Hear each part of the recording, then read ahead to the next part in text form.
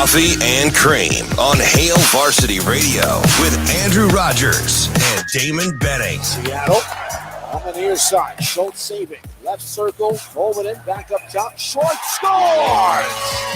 Justin Schultz with the shot from the point. Reinhardt here on the near wing. Backpedals a bit towards center, then heads in over the Toronto line. Up the right side. A long shot wide. Rims around. Anton Lundell down behind the net. Reinhardt wraps it around. He scores! Sam Reinhardt, the overtime winner!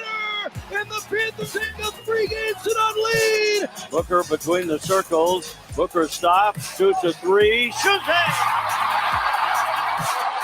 The Booker, 98-92 Suns. Tatum pass to Smart, gets off a shot for three, hits it at the horn, but did he get it off in time? Doc Rivers is saying no way.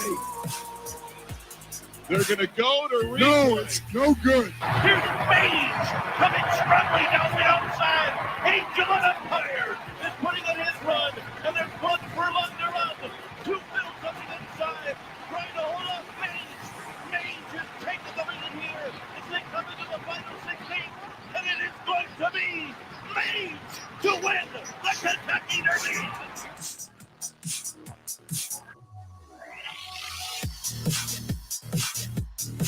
Hey, good morning. Coffee and Cream in the morning on Hail Varsity Radio, powered by Currency. Damon Benning, Andrew Rogers back with you for another week.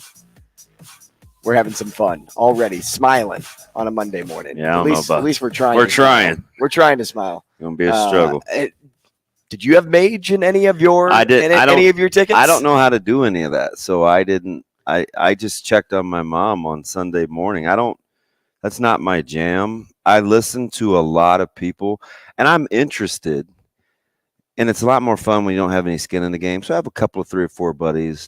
My buddy DC, David, Coe, and Degenerate Aaron. Obviously, my mom. There's some people that I like. I cheer for them. Like Aaron in the morning. He texted like, I don't know. I was ironing my pants for the funeral. So it was around 8. And it's on a Saturday morning, man. It's raining, dreary. You know me. The perfect day for a Kentucky Derby. I'm in my feelings about something, right? I read my text, and it was like, he's like, man, we got a scratch. Forte scratched. Couldn't believe it. And I looked, and I was like, what in the world? I said, that's going to change everything. But I was rushing around so much, I didn't have time to text my mom. Because I was already going to be up against the clock. So I asked her on yesterday morning. I said, hey, how'd it go? And she's like, well, after Forte scratched, it threw everything off. I only won X amount of money. 7 horses died. I wasn't quite as excited. Hopefully you get back before the weather gets bad. Safe travels. Maybe you can bring the boys for dinner. I didn't get the invite to dinner.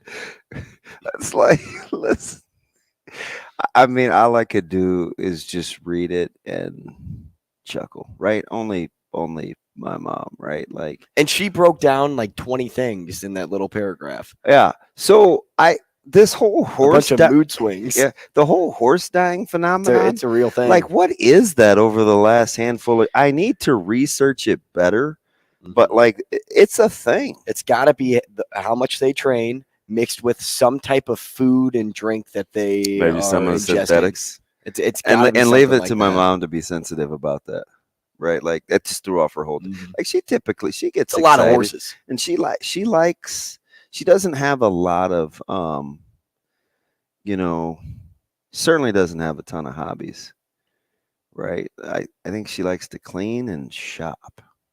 Like that's kind of her jam. So I think like this time of the year, her birthday just passed. Like it's, Mother's Day's coming up. It's the Derby. A bunch of other horse races coming. So I think she's kind of vibing a little bit, and the weather's also better. She was just focused on.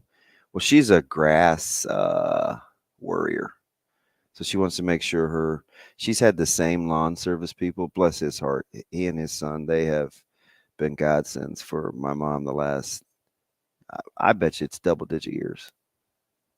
Yeah, Scott. Like, she loves him. He comes in and out of the house. Like, she just leaves the checks for, like, they're close. They could sleep there. They're close.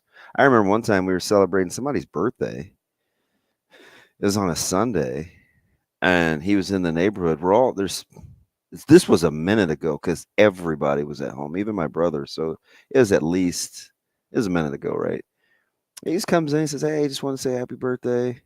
Wish everybody well. Saw all the cars were here." We're like, dang, I don't know who I like well enough to just come on in on a Sunday night for dinner. But yeah, so she likes the grass a certain way and green, and she has this little container to roll up her garden hose, so it's perfect. And so the weather changing is nice, but she likes to stay on top of it. She's the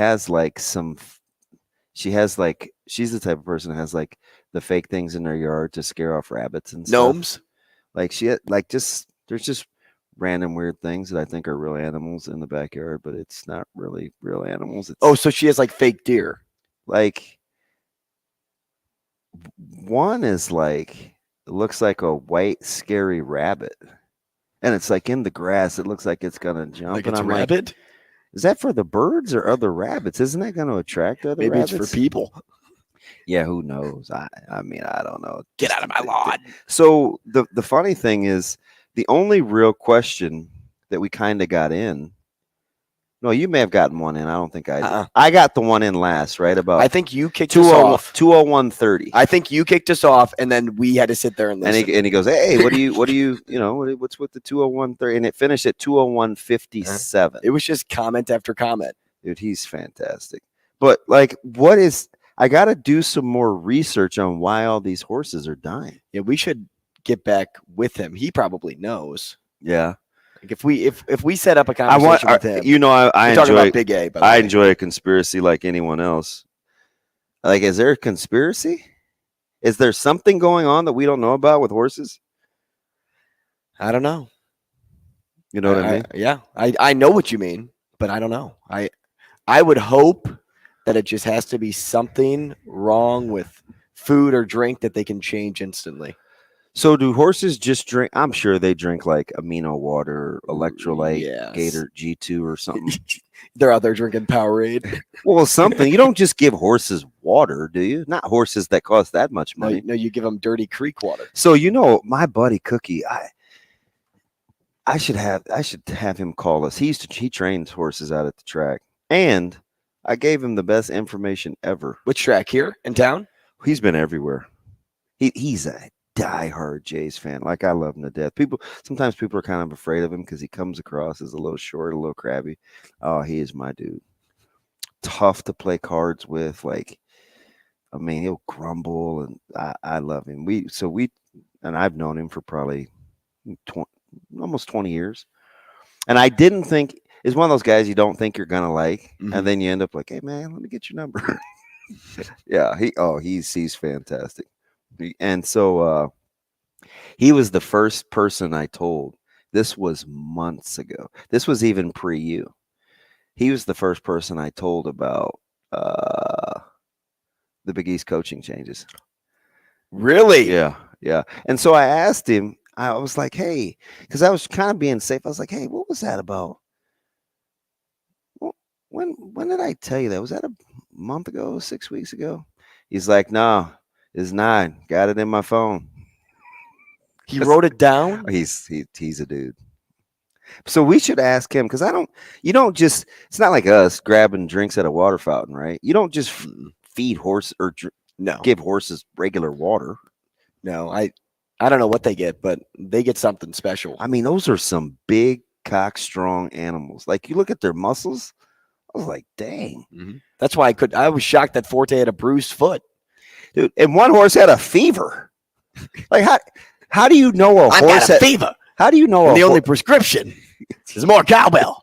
We need a little more cowbell. How do you know a horse has a fever? You check their temperature. Yeah, you're not putting.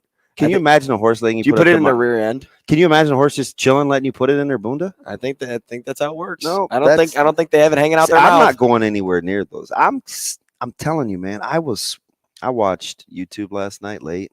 Weird. When animals attack, I was just watching different Was that sparked by the shark on Twitter? No, it was sparked by Zoe asking me about coyotes. For whatever the reason. No, ain't no telling with that little girl. But so I just went down this one animals attacks thing. But I wouldn't go anywhere near her. They're okay, right? Like I'll get your pets in behind the fence, and that's it. Mm-hmm. I'm gonna keep it pushing. Yeah, I will say this: my family owns property in St. Louis, and they raise. Are you gonna be one of those trust fund babies or what? I know. No, Barry's working his tail off. No. Even if I am, Barry's keeping it for himself. Yeah. But Barry does not strike me as the type of guy that's selfish. Is he like Doc Sadler and Shane? Or no? We benefit off Barry's greatness. We'll just say selfish. That. Is that Barry? Is that no? Hey, one more. Say that again. I don't know. Is that Barry? Selfish. No, it doesn't sound like me. No. Anyway, our family has property, a bunch of land in St. James, Missouri, which about is. 2 hours outside the city. The funeral was at St. James Church. We're kindred spirits. All right. How about that? Yeah. And so they have a ton of horses. We used to ride horses all the time growing up. And and they still ride horses. Yeah, to this day. They have a ton of horses down there. We'd go on horseback rides. It's really cool. So why don't you ask them what they feed the horses? I should. Why don't I? I'll shoot them a text right now. What's wrong with this? Because they're not racing horses. I don't know. Is it different? Like, wouldn't it be different if you're like training a horse to run in 2 minutes time? Whether you give them G2 or just regular water? Yeah, G2. Yeah, low calories. But going back to like being close up to a horse. Yeah. I mean, they're freakishly tall, freakishly strong, as you said. I would always avoid going behind the horse at any point because I didn't want to get drop kicked. Yeah, and I was traumatized. Like, full disclosure, like it all comes from somewhere. I mean, I'm like running and scooting around the horse. 3rd grade, I'm in the pod system at Lothrop Elementary, and there's like 4 classes in one big space, which was new for me. But my middle school did not have 3rd grade, so you had to. It was how they promoted DSEG, so you had to get on the bus at one time during your elementary career. So I'm at Lothrop and I'm in class, and Mrs. Mardig, who was very good friends with Miss Erfmeyer. These are real teachers, by the way. Yeah, I didn't think the last one was, but the first one I thought, okay. No, Miss Erfmeyer, yeah, super. She was a super lady, family friend. All these people were friends just because my dad grew up in education. But anyway, Miss Mardig had a farm, and let's just say Lothrop is in East Omaha. People say North Omaha. It's not north. I mean, Ponca is north, right? It's not in Ponca. It's East Omaha, right? So high minority ratio, right? And she's got a farm. We're going out to her farm as a 3rd grade field trip because she had horses. So we spent 3 days like learning about animals. They kind of made like a week study out of it, and it's weird what I remember, but she kept talking about what was going to be on the farm and animals and stuff like that. And she's like, we'll get to feed the horses, but just make sure, when you feed the horses, their eyes are on the side, and you have to keep your palms open and don't grab it with your fingers bent. And you're like, however old, 9 or 8, and you're like, if I don't have my fingers right, they're going to bite my tips. So, of course, like you're like this? No. Even worse. I ain't go anywhere near the horses. You threw the feed at them. What does old DB decide to do? I'm not going outside to be with these dirty animals. I want to go in the house. No business going in her house. Of course I got in trouble. And I got a referral. And she called my mom for going in her house on the farm like I was going to take something. Maybe you were just hot. So guess what? Traumatized. Don't do farms. Don't do horses. I'm out. So you'll never attend the Derby? There's too many people. Oh, that's why. It just is. I was standing in the lobby at Hy-Vee Arena Saturday, and it was giving me anxiety. Like, I'm not opposed to crowds and people. It was just nonsense. I cannot stand. This is so bad. Should I even say this? I cannot stand when people can't get control of their kids in public. It's like a goddamn free-for-all. You walk in this big arena. I don't know if that happened at the Derby, though. and people are just running around. It's just utter foolishness. Sure. Like, tell them to sit their little narrow ass down somewhere and get ready to go play. It's not romper room. Just a bunch of badass kids. The crowd at the Derby seems to be rambunctious. Yeah, but they look nice. So here's my thing about the Derby. It's so bougie. At least I feel like that's why you wouldn't go. And I'm insecure, so I would just be like, man, you wouldn't want to wear a fedora. No, I'd rock a fedora. I have a couple. I just don't wear them. I have one too. No, I could definitely see you wearing one, or like Sherlock Holmes. Or yeah, why definitely, DB? Because, man, you got a little drip. Oh, there it is. You got a little bit. Good compliment. I'll take that. And even if you were thinking something else, I'll take that. No, that's what I was thinking. Sometimes you just got to have. I mean, who from Meet the Robinsons wouldn't wear a fedora? Yeah, that's true. What's his name? Tony? I don't know. Dude, you do look like that. Hey, no, I don't. Not one bit. Stop. Not one bit. Let's be honest. You look just like that, dude. Oh, man. Are we going to go down the Charlie Brown rabbit hole? Nope, not doing it. 2:01:57 was the winning time. I don't know if that's a fast track or not. We should look that up. But I went to Horseman's Park for the Derby just to watch. Never been. Oh, I forgot. My buddy Aaron, he knows Cookie. Never been. And the track itself was really nice. But the way they had the Derby set up was even cooler. They had these big white tents outside. Of course. A huge big screen. Who was working? Oh, tons of people were working. Of course they were. And then they had automated tickets. Now, what?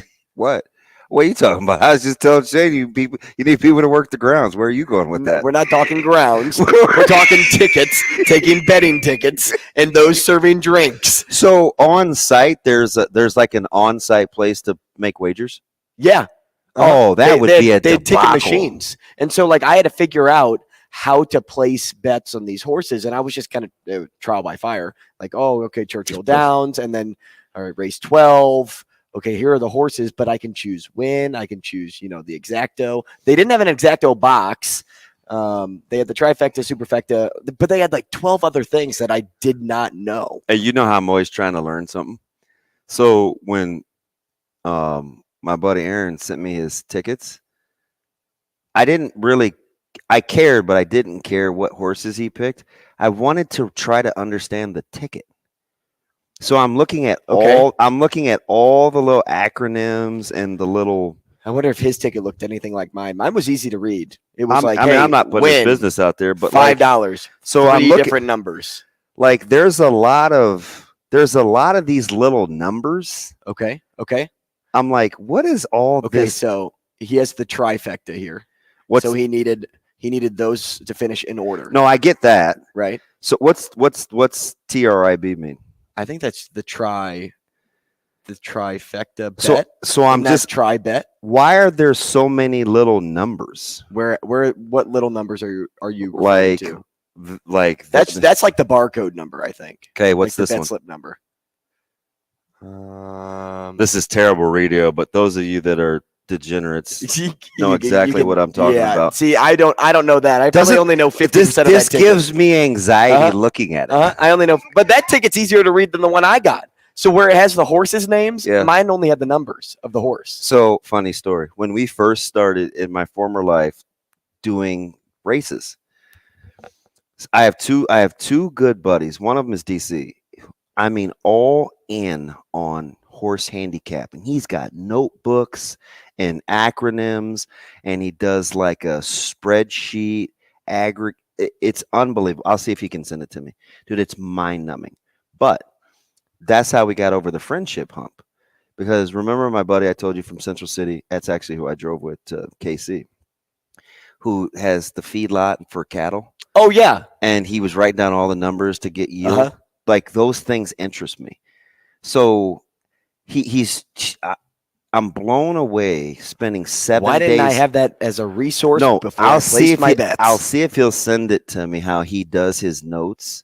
It's unbelievable. But how do you not get overwhelmed by those numbers? Yeah, seriously. Like it's not like Suns Nuggets, and you're like, to us that's Beowulf. To him, that's a Magic Treehouse book. Like he can read that, and it's like a children's book. For Yeah, us, that's crazy. we're reading scripture. We're trying to decipher what this means. I could actually read scripture a lot easier than I can do that. It looked like hieroglyphics, but I just wanted to learn it.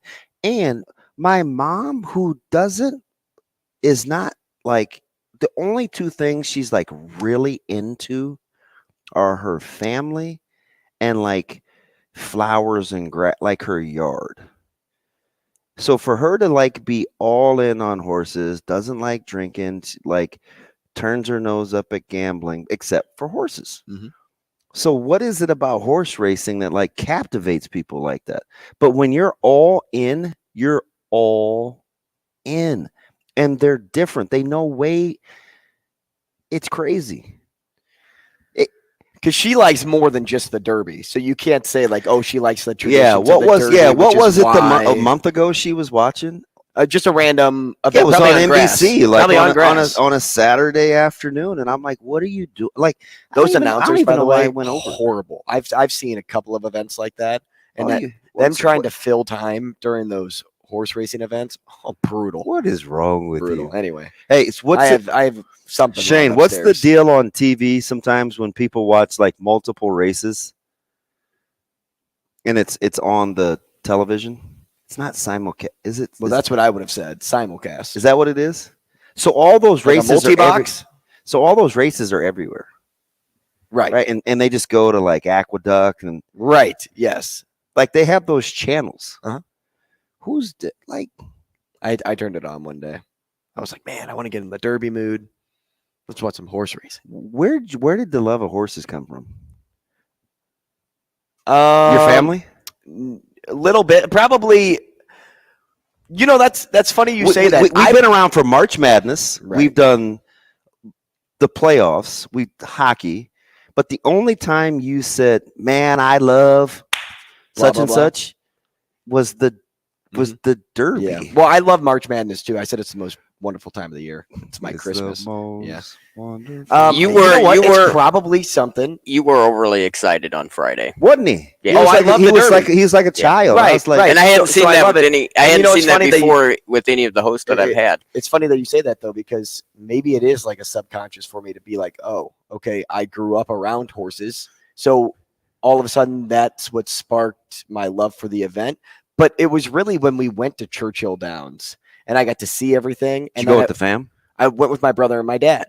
And so we did the whole tour. We got to walk the track. Well, not really the whole track because that would have taken forever. But we got to stand on the track. Would have taken you less than 2 minutes. And if it did, 2:01. I wouldn't be sitting in this chair right now. I'd be wearing a bouquet of roses. Maybe. Did you used to want to be a jockey?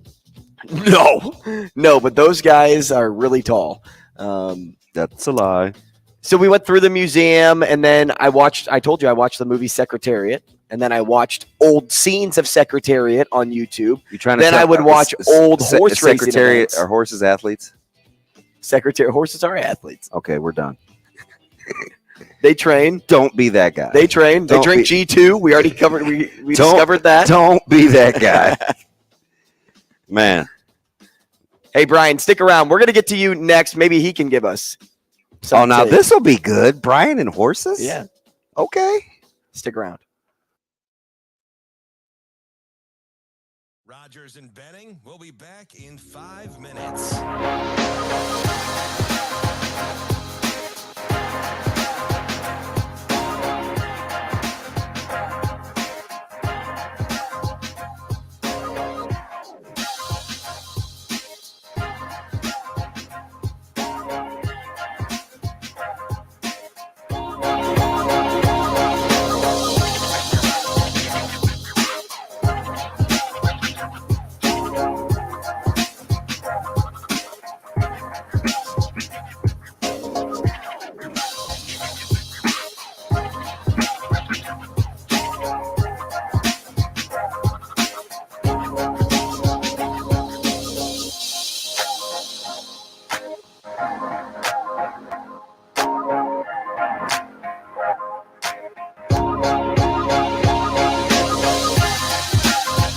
Rogers and Benning will be back in 4 minutes.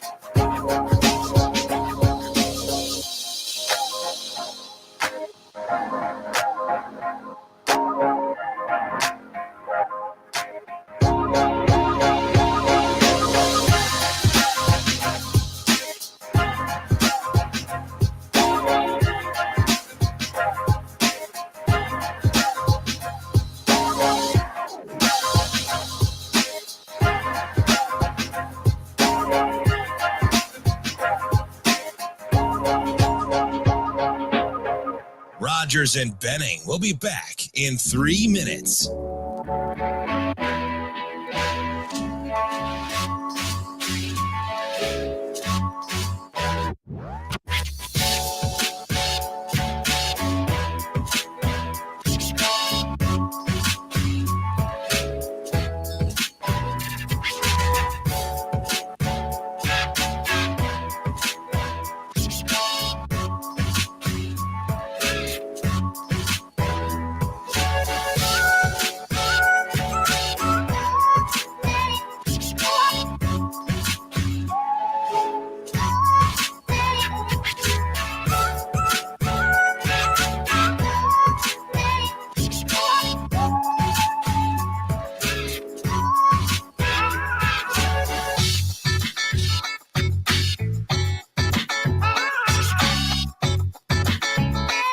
Rogers and Benning will be back in 2 minutes.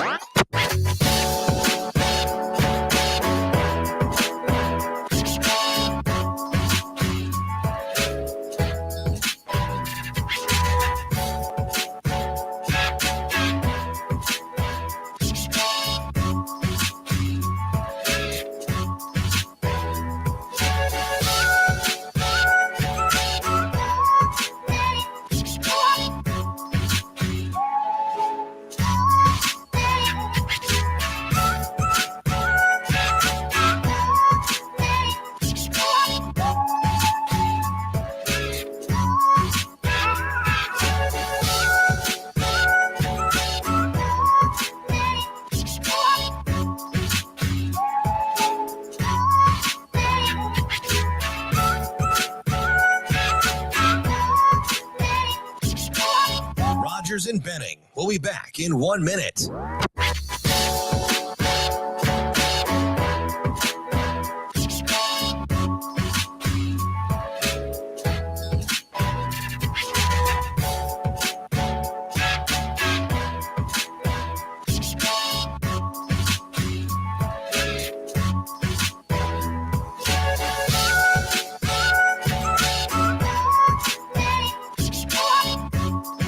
Rogers and Benning will be back in 30 seconds.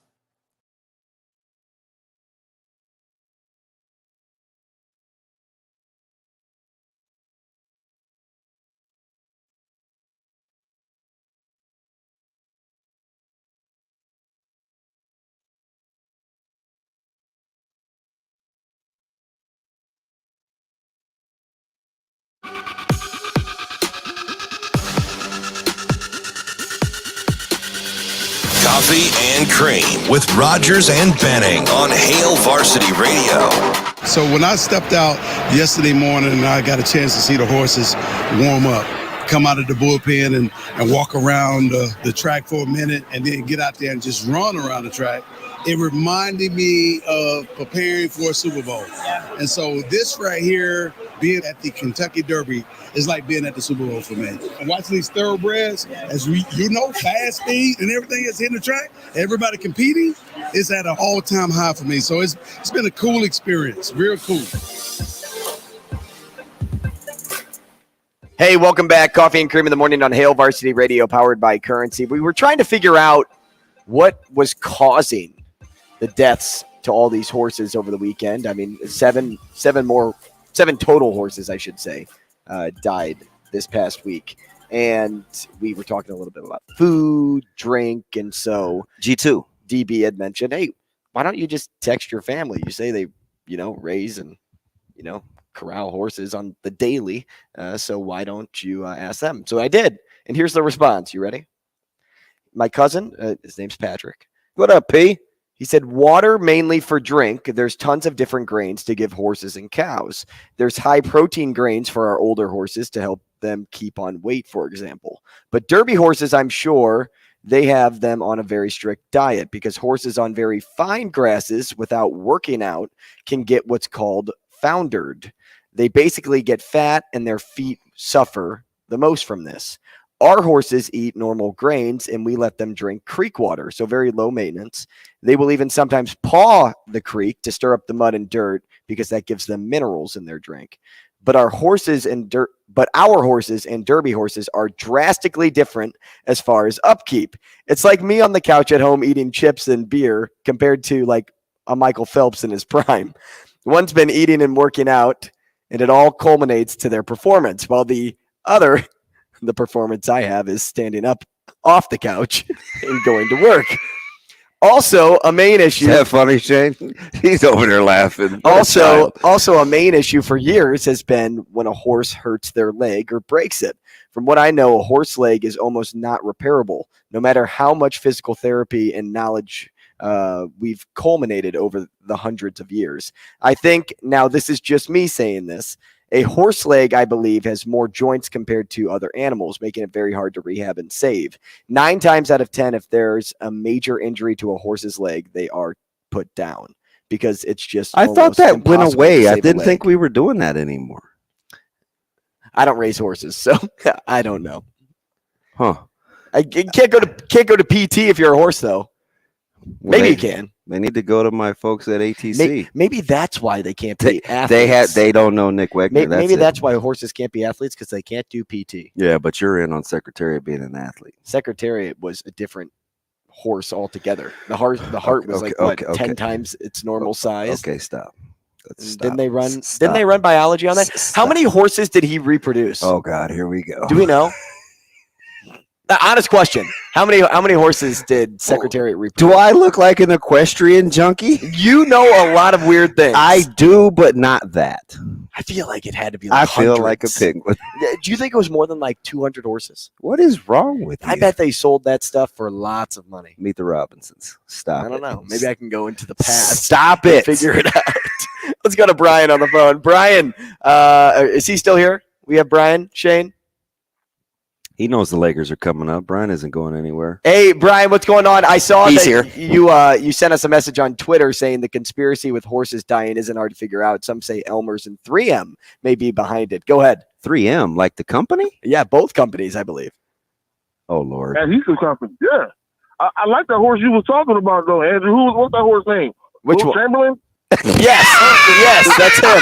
Sure, we'll go with that. Wilt Chamberlain Secretariat. Yeah, that's what he's talking about. A lot of foolishness this morning. Hey, I understand you, Damon, when it comes to the horses. We grew up in the time period of Maryland, future Omaha Wild Kingdom. We know not to be putting our hands near animals' mouths.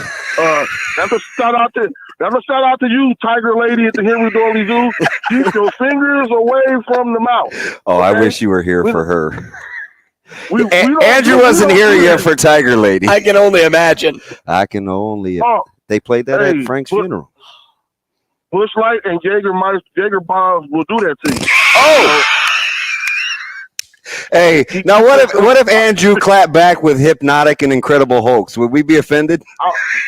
I'm too old to drink that. He's out of that. He's not offending me. Not offending me. He said Bush Light and Jägermeister. Oh, I heard. We drink stuff to put hair on our chest over here. And drink Kool-Aid mixed with alcohol.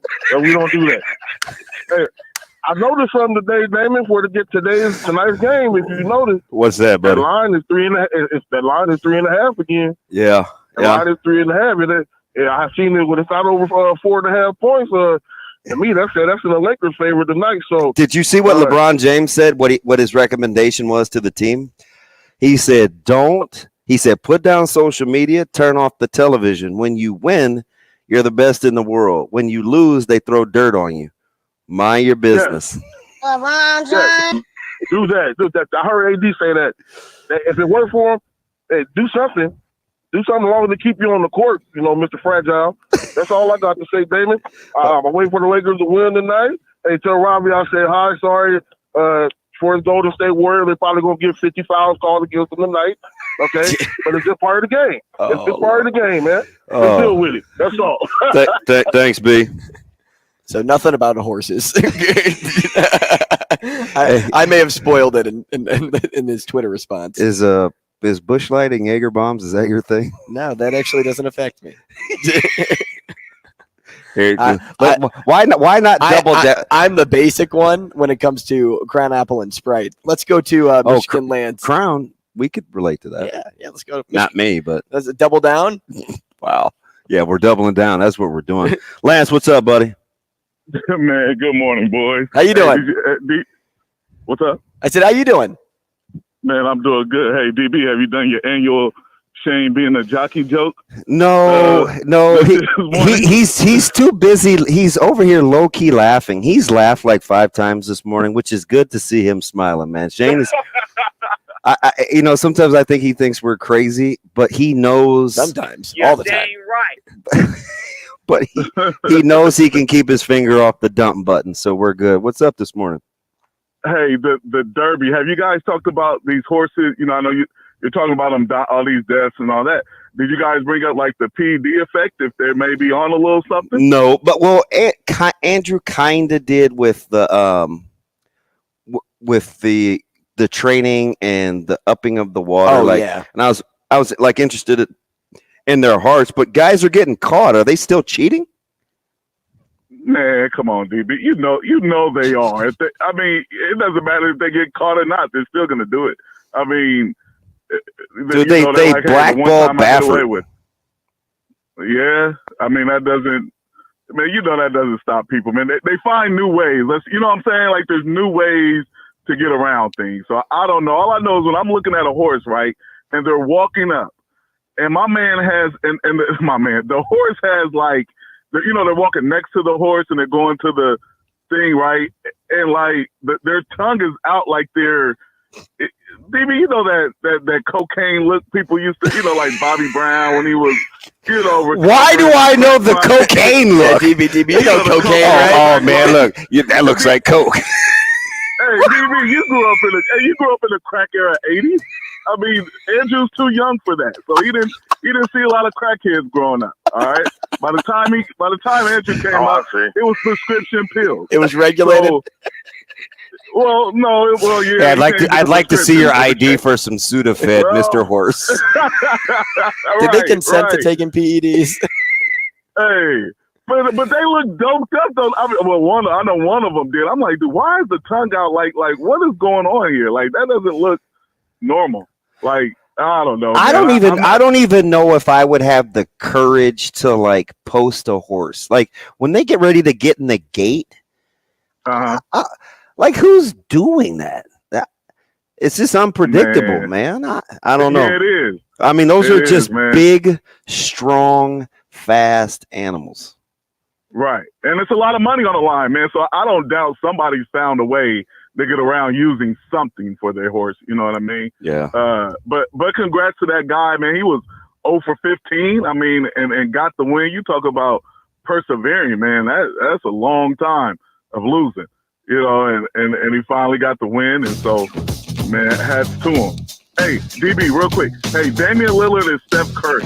If you switch those two, wouldn't it be kind of like the same career? Just think about it.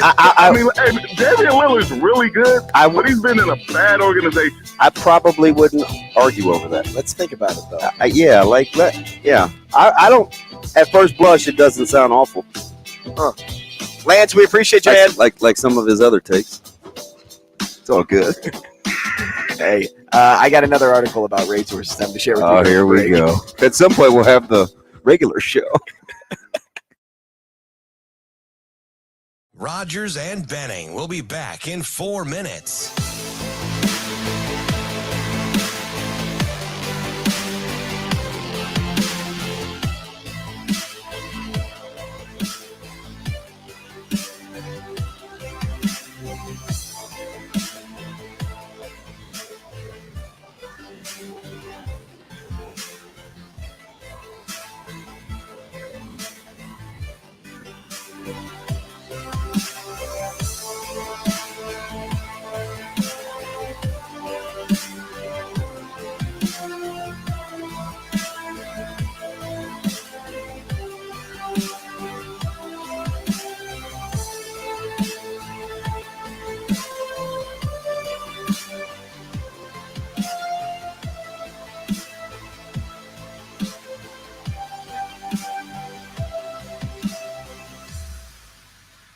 Rogers and Benning will be back in 3 minutes.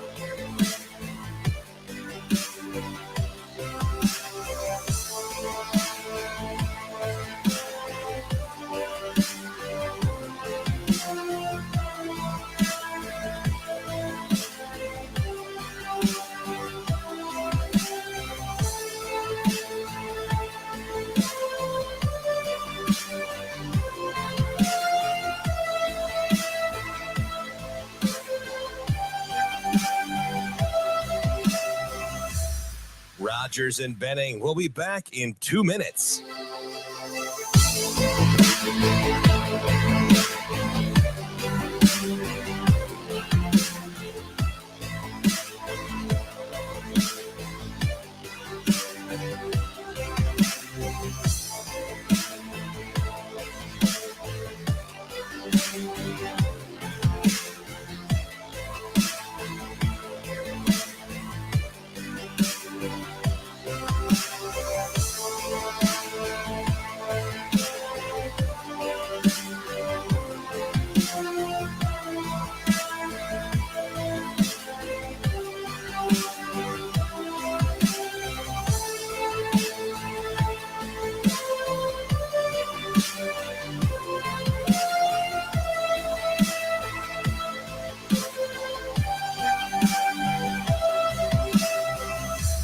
Rogers and Benning will be back in 1 minute.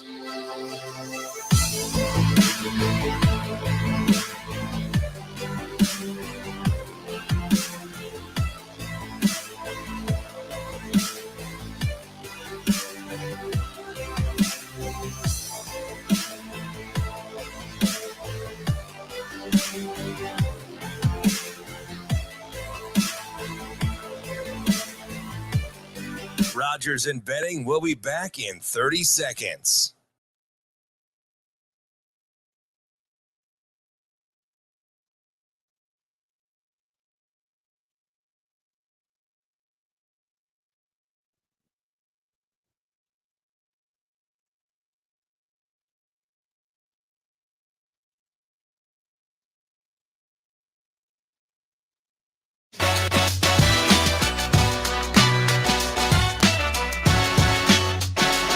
Coffee and Cream with Rogers and Benning on Hail Varsity Radio.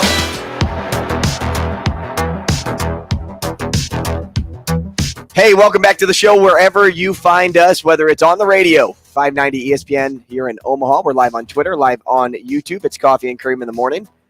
We're live from the H&H Chevrolet stage at Hail Varsity Club. DB. Okay. AR. Take a guess. Remember how I talked about how many horses Secretariat reproduced? Okay. Somebody gave me the horse number. All right. Just a second. Shane, if you get feedback on the comment section, I want to know, or social media, you can let me know. Can I call you AR-15 without people getting mad? I feel Will like people you should be okay? able to. Because that's how you are in my phone. Mm-hmm. That's what I've said from day one. I know it is like it's unlikable term, I guess, to some. But I just kind of like AR-15. But it's because of your temperament, though. Mm-hmm. Like, you can go rapid fire. You can kind of go off when you want. Like, it's a descriptor. You need to be handled with care. It's a descriptor. I'll tell you what. I'm not much of a gun guy. I'm afraid of them. So like I've gone to a gun range one time. Well, no, I went to a what's it called? Trap shooting? Is it when you shoot the orange disc? Do you think I know? I don't know. Is it? I think it's skeet. Is it skeet shooting? Is that skeet? No, that's duck hunt. Is it trap shooting? Clay. You shoot at clay. How does he know? Shane seems like a gun guy. I'm not a gun guy. So I did a story I'm not a gun guy. when I used to work in the news. I did a story on a team that was like a whatever shooting team, and I shot the shotgun one time, which is it's powerful. clay pigeons. Oh, he shot the sheriff like EPMD. Well, I didn't Are you Eric Sermon? I shot the orange things in the air. That's it. The orange clay pigeons, and that's probably my extent of shooting guns. I shot a pistol one time. That's it. Like A pistol? Yeah. So full disclosure, yesterday I driving back from KC. I get off on like the South Bellevue Greenwood exit, and along the new overpass they have, I saw a brother out there. Literally, I think he was practicing shooting. I almost wrecked. Like with an actual gun in hand? Yeah, and he looked like me. Oh yeah, just yesterday. Where was he shooting? Like he was out in the field. Oh, okay. I think this might be my man Cookie. About horses again? Yeah, nobody knows more than he does. Well, I can't wait. Let's bring him on. Well, when Shane hangs it up. By the way, Hail Varsity chimes in. Like, we appreciate all the comments on YouTube. Skeet shooting is correct. Nice Is it work. skeet shooting? Nice work. I thought it was duck hunt. I don't know. Duck hunt, the video game when the farmer comes out and it's You were the type of kid that would get right close to the television. Oh yeah, yeah. I know you. I was right up on the screen, like shooting the ducks. Stop cheating. And I had the gun, like the literal duck hunting gun. Well, we're gonna get some answers. All right, let's go to the phones once again. Cookie, gotta be a nickname, but I'm long story. Good morning, buddy. Cookie. Good morning. What's up, buddy? My man, Damon. I'm out here. I'm an agent out here at Prairie Meadows. They opened up Friday out here. Got a couple jockeys. Yeah. And I haven't been hearing your show for the first time in a while. Listen. And you dropped me a line to call, but one of my jockeys was supposed to ride in the Derby this year, Ken Tohill, and they had NBC out here filming him around the country. And that was one of the horses that broke down a couple weeks ago, which was sad. So, poor jock missed 2 minutes of fame. Hey, before we get started with the horses, Andrew, like we've obviously been doing the show together for a while, and I saw you about a month ago. How soon did I beat the Patino Cooley prediction? When was that? Because I know you remember. You told me, and I was telling my man Kelly Von Hemmel out here, that you gave me that information at least 3 months before. You probably gave me that in January, and you hit it right on the head. Okay, so I need you to do us. You hit them both, Georgetown and St. John's, Coach. January, I think you told me. I need to go get a lottery ticket. You're insane. Hey, so we got lots and lots of questions. So for number one, like you train, like you. This is what you do. No, I don't train. I'm just a pimp for these. I'm from North Omaha. I've been doing this for 45 years now. I'm from Exarban to here, but I only do Prairie Meadows right now. There's a lot of money out here, but that's what I've been doing. But I just get jockeys mount, but I do all the business with the trainers, Yeah. So my first question is like, what's going on with the horses and their health? Like, why is this a thing over the last 2 or 3 years, or is it just that we're hearing about it? No, it's a lot different. This HISS program came in effect like last year, which is the Horse Integrity Act, and now the federal government's involved. It's a very, very liberal and tough, close to PETA deal going on. Like they scratch, it's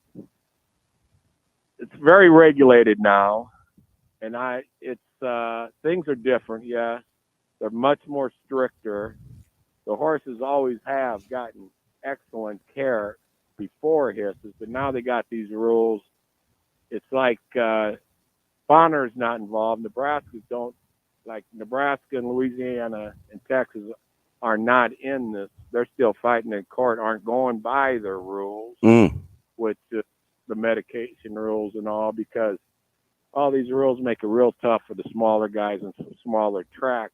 So now they can't simulcast their product out of state, Nebraska. But Prairie Meadows it's just very strict rulings. And like when Forte was scratched, I think there was a lot of controversy on that, why they scratched them.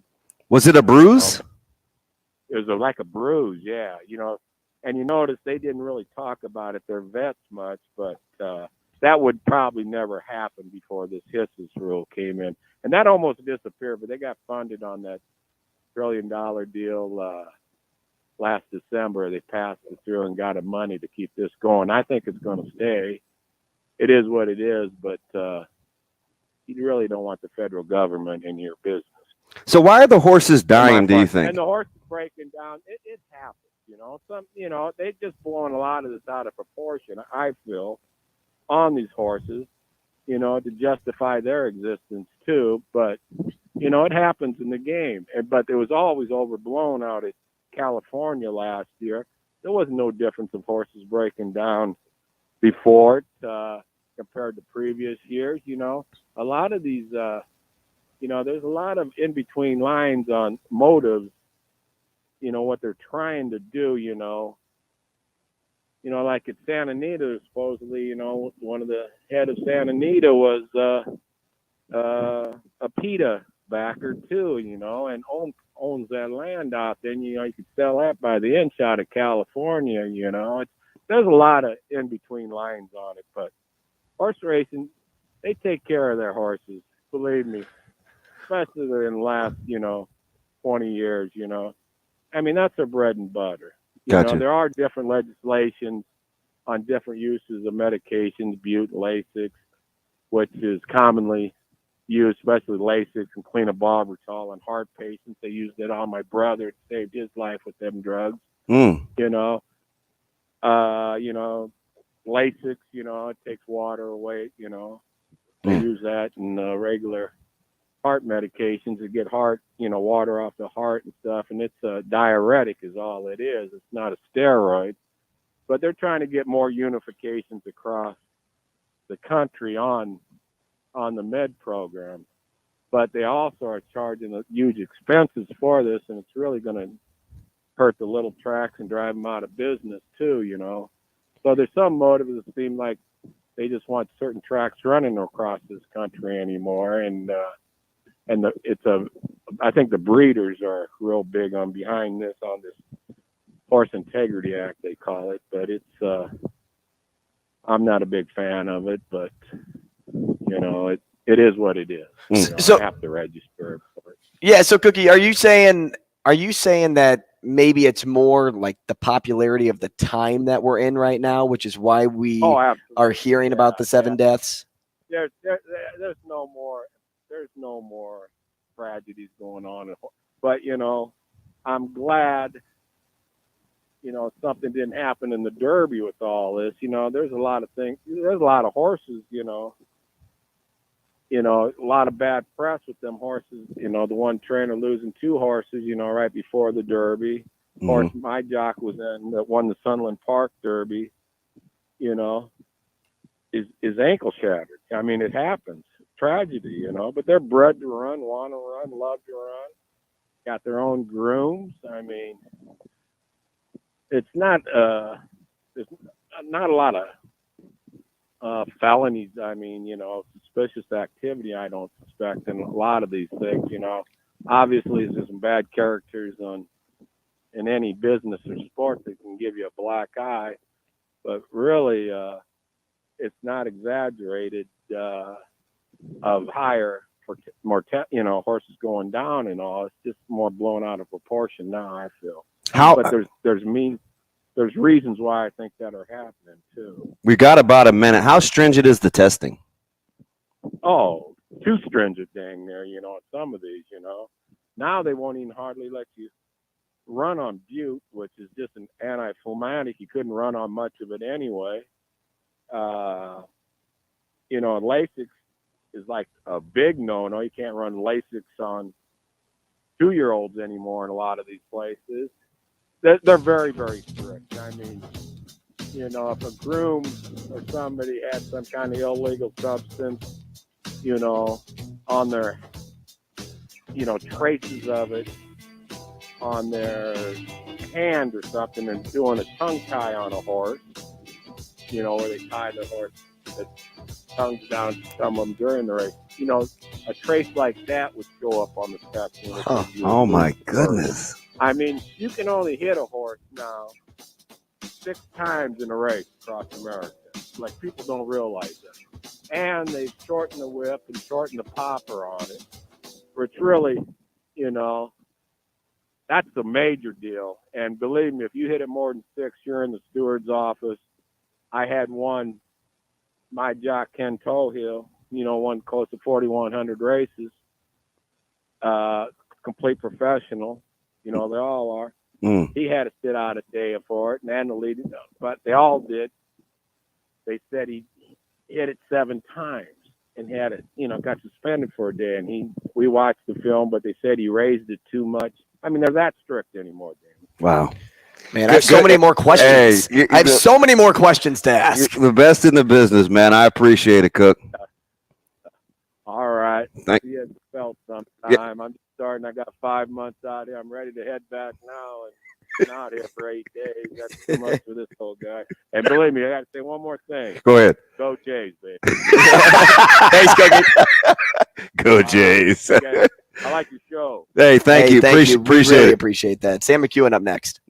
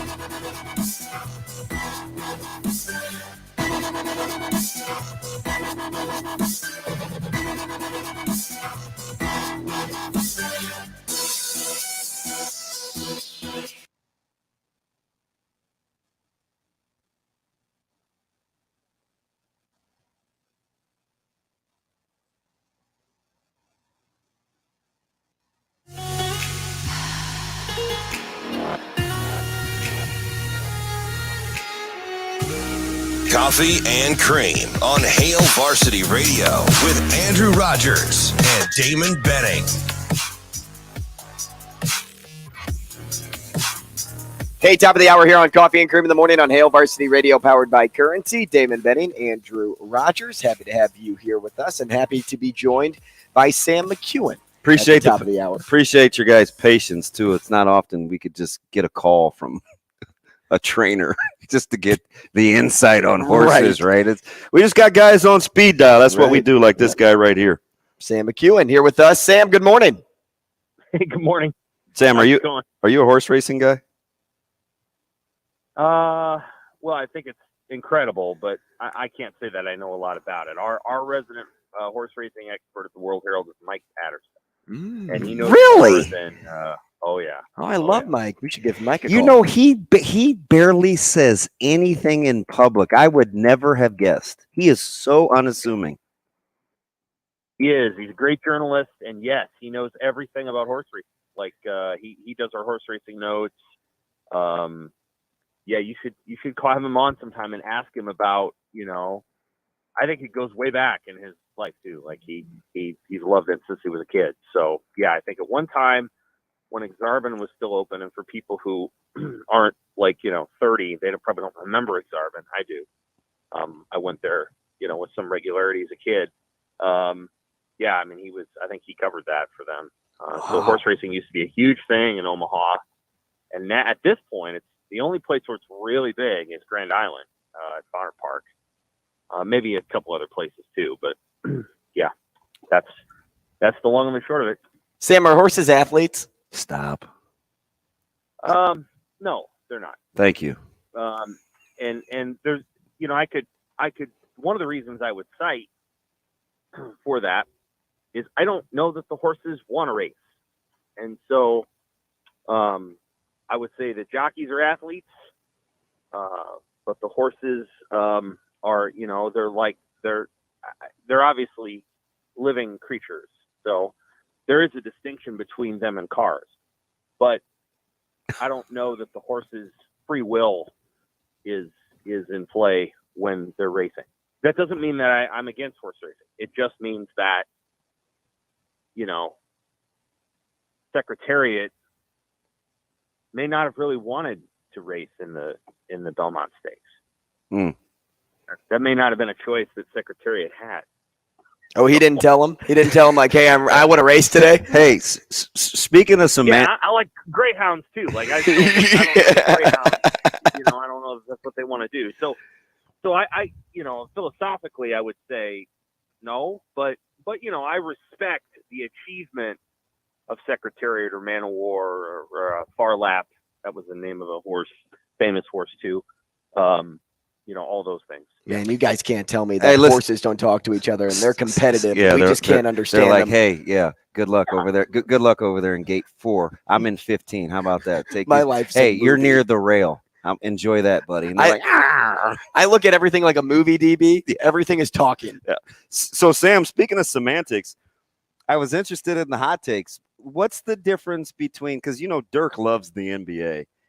Yeah. And you responded, you said, okay, I get it. You were falling in love with Joker and Booker, and there's a lot of shot making.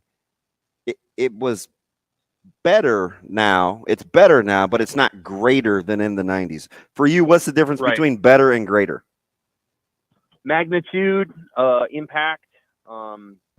Things can be, well, for one thing, like something can be great and not necessarily have positive moral virtue, like, even though great usually does have positive moral virtue, but like the great earthquake is not a good earthquake. Yeah.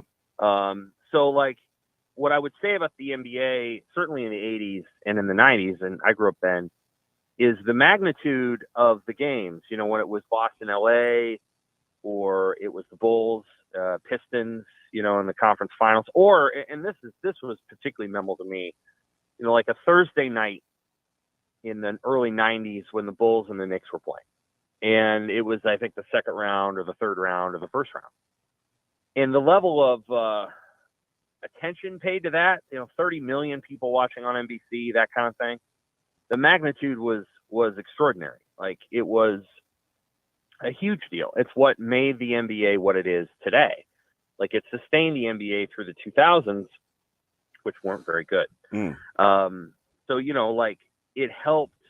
So what exists in our minds is not necessarily, well, this is how many shots were made, and this is the kinds of shots that were made, and this is how efficient these people were. But what remains in our mind is just sort of the magnitude of the game, and how we viewed the players, And I don't know that we view NBA players the same today as we did last night. I think the last NBA player that we view the way that we would have viewed those players back then is LeBron, and maybe even Kobe.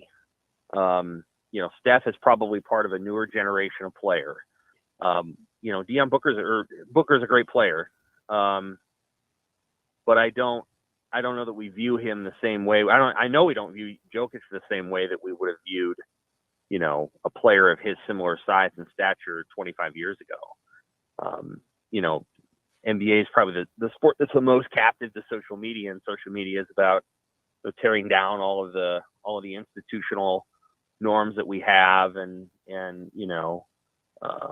make no one's a hero, and everybody's reduced to their personal qualities, and all those things. So I think the NBA. Sorry about that. I don't know what that was. Oh, you're all right. It was a well. I think my ear hit like a Facebook thing. Video so annoying. Oh my god! Like my Bluetooth is not working right now. But you sound fantastic, Sam. Sam. During that little moment of silence, all it said was, "Why are horses athletes?" It was weird. Stop. So anyway, that's my answer to that question. It's not exactly like. Well, no, players back then played more physical basketball. It's the way that we looked. It's the way that we looked at sports, and the way we regarded those players. And I know that today's game is more fluid and involves prettier shots. I want to be cautious though to suggest that the teams today would beat the teams 30 years ago. I'm not sure they would. You have to take into account the way that the game was played back then. And then you also have to take into account that if it wasn't played that way now, the players from back then would have been trained under today's standards. And I don't know that those players were worse back then. So I think there's a lot of factors that go into that, recency bias, all these other things that you have to sort of take into account. But that was the golden age of the NBA. I could make the argument that the golden age of the NFL, even though not as many people are watching it, might be now. Because of the way that, the quarterbacks play today and the way that they're supported and protected, and that it's made the game fundamentally more exciting than it was in 1988 when, Joe Montana could get, knocked out of the universe and all that other stuff. I could argue that the NFL is more enjoyable today than it ever has been because of the way they protect the quarterbacks, which makes the game more interesting. So would you say that nowadays is the golden age of college football too? No, yeah, I would not. Yeah. Nope. No, when Damon played in college was it. And the reason I say that, I would say the 90s and the maybe all the way up through the mid 2000s. And the reason I say that is because the 90s up and through that mid 2000s is when you got the greatest variety of teams all sort of doing different things, winning games. And so okay. It was a lot of it. Like there were similarities obviously between. So Miami beating Nebraska in 1983 turned out to be a good thing for the sport. It wasn't necessarily a good thing for Nebraska, but it was a good thing for the sport because it democratized the sport and it got teams. Okay, we're going to throw the football and we're going to throw it around the yard, and then all of a sudden you had to run and shoot in the late 80s, and then the pendulum swung back with Nebraska and the option. And so, the 80s, the 90s, the 2000s, you had the greatest number of teams all being able to kind of win. Nebraska wins the national title in 95 season.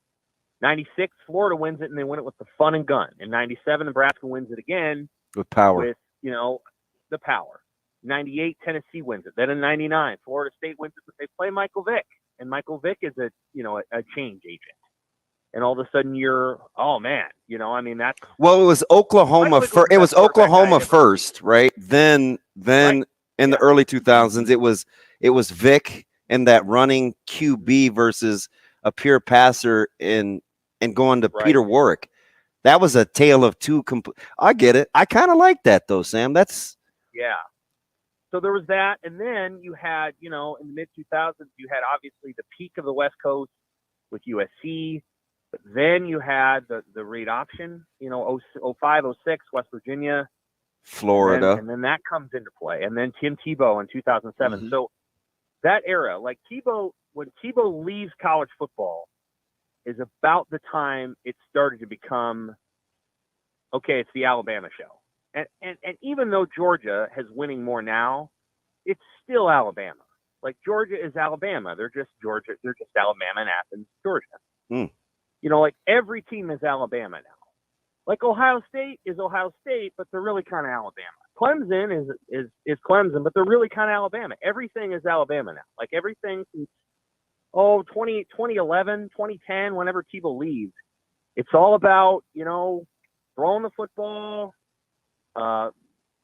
great receivers, great defensive linemen, all those. And that's not bad. I like it. But it's not, people can go back and remember Tim Tebow. And I didn't even like Tim Tebow. But like what an incredible person for the sport. People hated him, they loved him. He was indestructible. He was destructible. It was all those things. And so no, college football is not in that phase right now because too many teams have to win the way that Alabama wins. And until that changes, and maybe the playoff will change it, the expanded playoff will change it. But the playoff being in place hurt the sport. It hurt it. It was better before it in terms of who would win and how teams would get to the national title game and all that. Since the playoff has began, the first year of the playoff was awesome, 2014, but since then it hasn't been as good. And hopefully the expanded playoff helps that process, but I'm skeptical. Sam, let me ask you, and you have the advantage of hindsight, and I know this, but you're not going to fall for the banana in the tailpipe.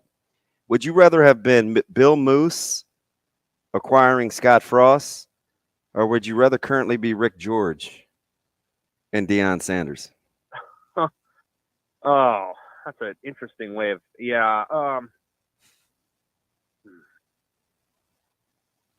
I don't know. I think I would rather be Scott. I'd rather be Bill Moose.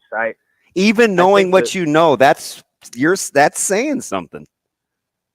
Yeah, and I'm not saying that Deion Sanders won't be successful there. But what we knew at the time of Scott Frost was, I do know what I know, but 4 years from now, I think things could go very badly in Colorado, very badly. And not because I don't think that he can't do a good job. He's already done a good job at a more difficult school, but this may not work. It really might not work. You might have the first year might be, really bad. And it may not, he's, like I've said before, he's hired actually a good staff. So this isn't, well, Deion Sanders brought, he's got a good staff. They'll coach guys up. It's just very hard to sustain. This is so much change. And in football, when you have this much change, it can actually be really hard. In basketball, you can do it pretty easily. In football, I think it's challenging. But you never know. I may be completely wrong. But what I would say is if Deion Sanders has a lot of success at Colorado, he's not going to be there very long. He's going to be there 3 or 4 years and he's going to leave. So you're going to be hiring somebody else pretty quickly. Regardless, if he has a lot of success, he's gone.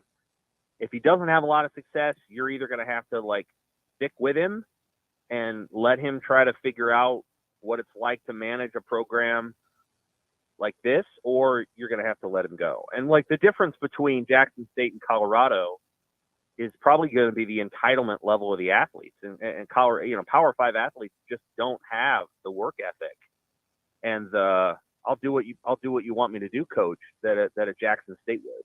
It won't. The kids just, and I'm not trying to knock Power 5 kids because they're great athletes and they're very competitive and all that, but you're not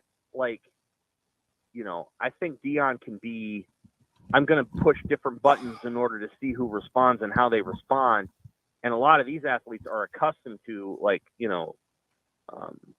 regular responses. And so some of the guys who left the program in the spring, I don't think he wanted them to leave. I just don't think that they were I don't want to be here. I don't know what this guy's going to do day to day. Mm-hmm. And I think that's the part he's going to have to figure out is how to make a more consistent, approach, because otherwise I think the kids will be like, yeah, I need to have habits. I need to, this is my, everybody who goes to Power 5 thinks they're going to play in the NFL. And so they're always going to be thinking about their own personal development. And so we'll see. Jim Harbaugh's managed to make it work at Michigan. I know he's mercurial. I think Deion Sanders at his best could be similar to that. At his worst, he could be not similar to Jim Harbaugh. So I guess we'll see what happens. I kind of like that prompt. I'm going to give you another one. So would you rather, because we saw a couple of 5-stars wearing some Husker colors over the weekend. Would you rather have the combo of 5-stars in Brandon Baker and Aiden Breland or Dylan Raiola? The team building is true in college and in the NFL. So team building tells you that both of those things are helpful to have, right? So if you were in an NFL team and you had a choice between an elite quarterback and an elite offensive lineman, it's close depending on what you feel like you need. But if you're telling me they could get 2 5-star players versus 1 5-star player, then you take the 2. And I think you also, you want the linemen, right? Because those 2 5-stars make it, let's just put it very simply. If Nebraska got those 2 5-stars to commit, there might be a greater chance of getting the quarterback, because quarterbacks need, as good as Dylan Raiola is, and he's a very good player. Again, I would rate him just below Caleb Williams of recent cornerbacks in terms of his talent. He's incredible talent, but he can't do it all by himself. He has to be surrounded by players. If you can't protect a quarterback, it doesn't matter what he does. You got to be able to protect the guy. It goes back to the old David Carr thing in the NFL. David Carr was the first pick in the NFL draft, but he was sacked 9 million times in his first year. It doesn't matter. Shane just cringed. You have to find you got to find a way to surround a good quarterback with protection. Hey, Sam, let me ask you something. What would you do? Because we've been talking about, local recruiting, and obviously the Super 6 is going to come out here in a couple months, and it is really hot. Hard to figure that one out. It's been hot and heavy. Then guys like Avante Dickerson are in the transfer portal. Is Nebraska on time, do you think, with what it takes to not only look in-state and have some success? Obviously, Rizak getting the offer from Notre Dame, then followed up by Missouri. It's going to be tough. How closely associated is winning for you with this next crop? Well, I'm a huge advocate of recruiting locally.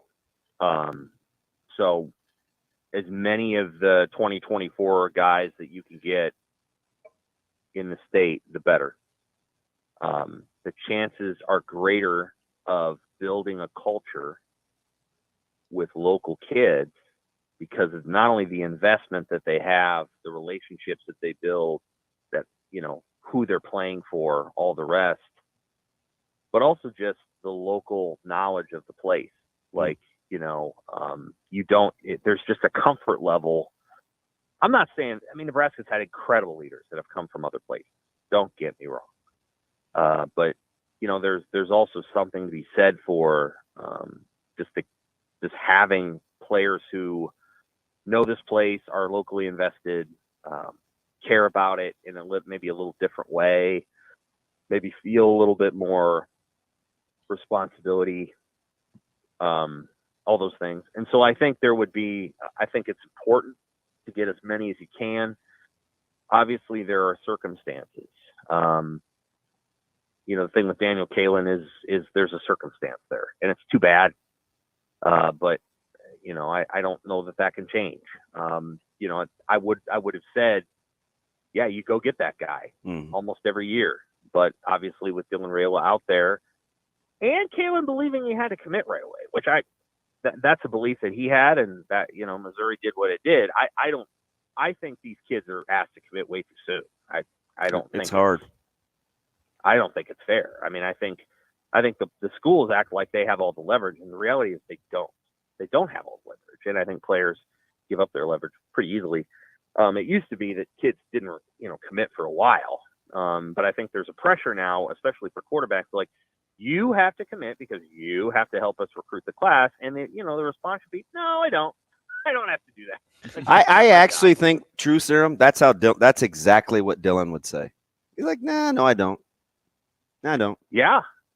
Well, I admire the fact that he committed Ohio State very early, and then he backed off that commitment, which is fine.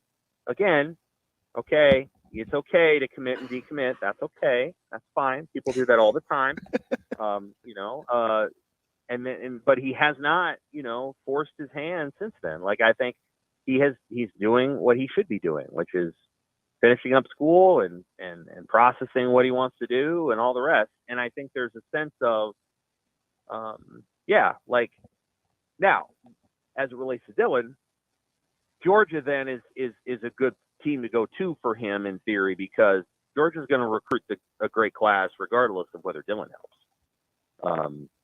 Some of these other schools probably would need more help, or hey, make a call or a text or any of that stuff. So, but anyway, back to the local kids, I think it's really important to get as many as I can, within reason. There's some circumstances that change things. But your son, Nebraska needs to get him. I don't know they will, but they need to. Hall and McMorris, Nebraska needs to get him. Pyfrom, Nebraska needs to get him. All those players. With Teddy, that just happened, and that's going to be an interesting thing to watch. I'm not sure, what Nebraska will do there. Notre Dame is a very gratifying offer. I don't think they'll panic. Notre Dame came, just the background real quick. Notre Dame came twice. They came twice in 4 days, and they worked him out, and his workout was unbelievable. Now, and I know what the common thing will be was, it's committed. No, it is, right? Was out there this weekend. Freeman signed off on it. He could say yes tomorrow. Now, the thing with Missouri is Missouri had been in twice in the last 10 days. I think they were close. They waited. At least they were in the deal on campus. Do you know what I mean? It's not like they waited to see. They were just in the weight room last week. So it's not like they waited to see what Notre Dame was doing. Missouri was already in on Teddy from the get-go. Yep. And let's there's cool things happening at Omaha West Side. I mean, that's part of this too. What I would say is that a lot of schools are starting to pay attention to the kinds of players that you have, not only in Omaha, but in the state of Nebraska and in the Midwest at large. The state of Nebraska right now has more gradable prospects, according to 247 Sports Composite, than the state of Colorado, than the state of Minnesota. More you know.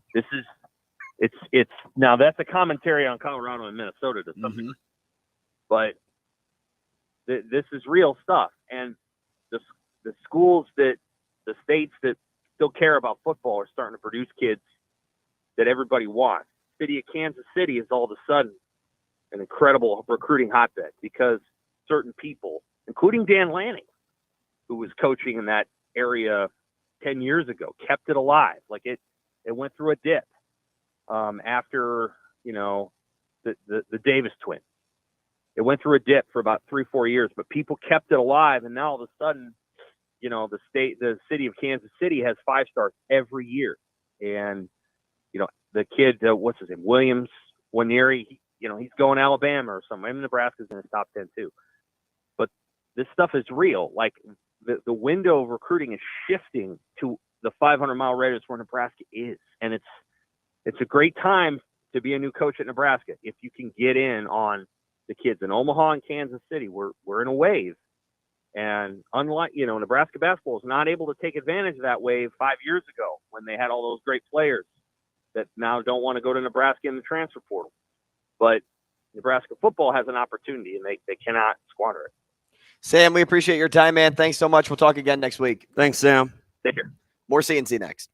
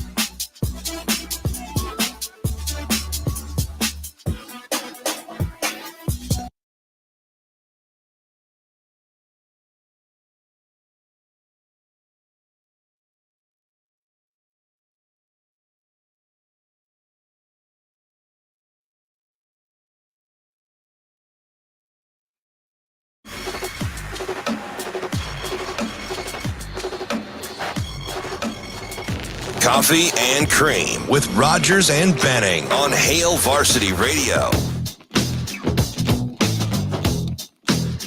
Hey, welcome back to Coffee and Cream in the Morning on Hail Varsity Radio, powered by Currency. Damon Benning, Rogers. You know, I've been drinking coffee courtesy of the Beanery all morning. I went there yesterday. Always fantastic. Because Listen. you get the best people inside there. They treat you as if you are like the last customer I would say the last customer of the day, and they can't wait to go home every single time. I had a couple of gift cards to pick up, so I pulled around, and it was deep. This is like 3:00 on a Sunday, right? And I asked the young lady, I said, hey, there's some gift cards for Benning.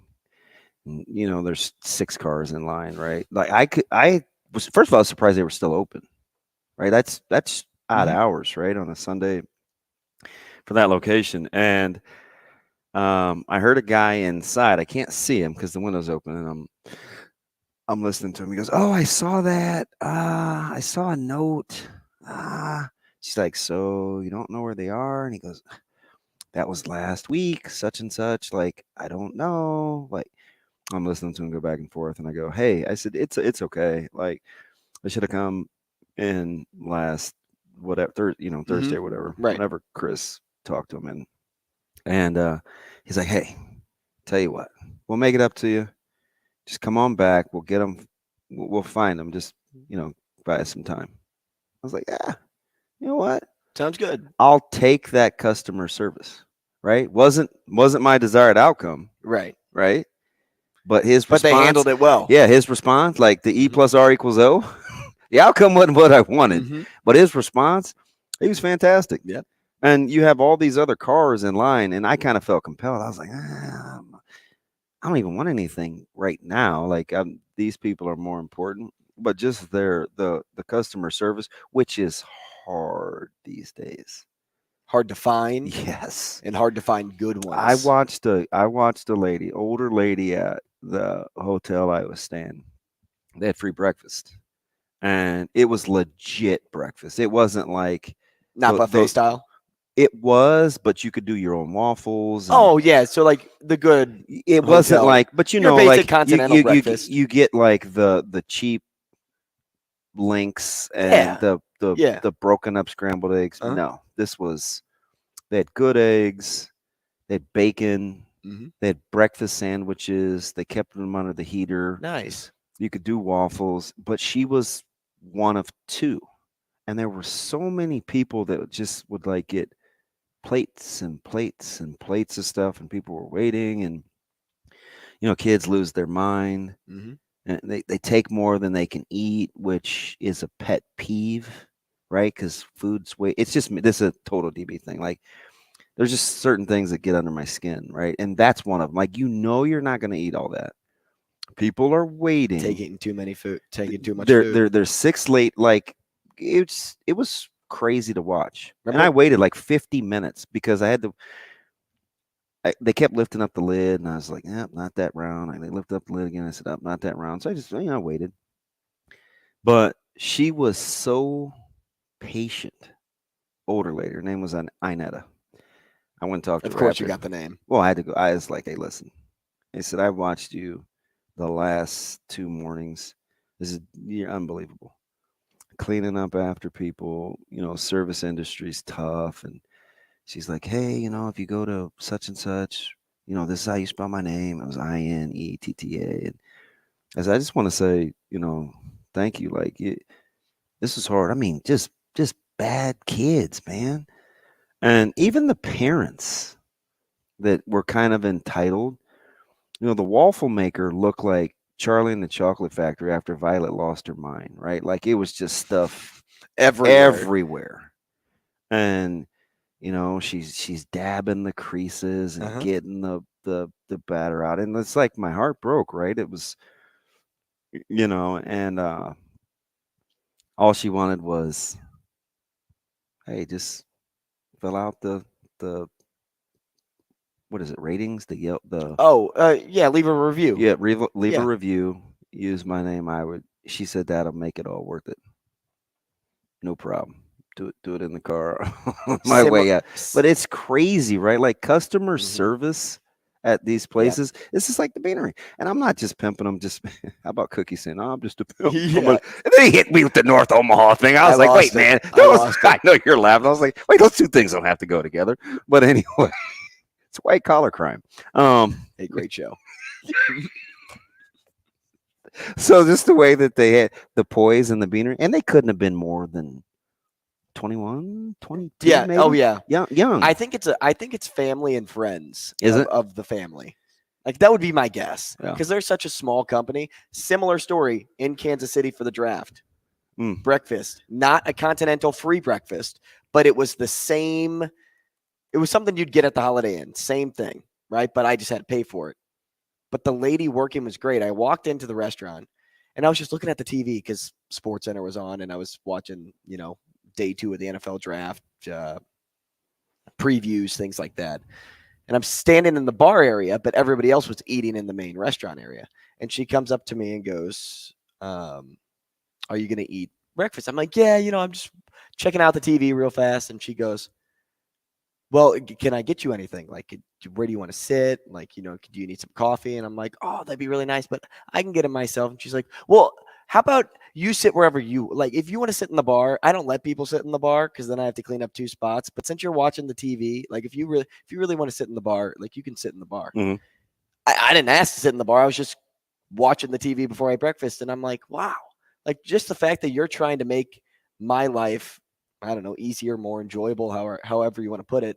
I go through breakfast. She's talking to me. She's talking about when she put out the eggs, when she put out the bacon. She's like, the bacon has been out for about 15 minutes. I'd probably wait until the next batch comes. She's like, but I just put the eggs out. So like, you should get some eggs now while they're hot. I'm like, great. So I got eggs, brought out bacon. She came over and told me she just brought out the bacon. What did that in turn lead me to do at the very end?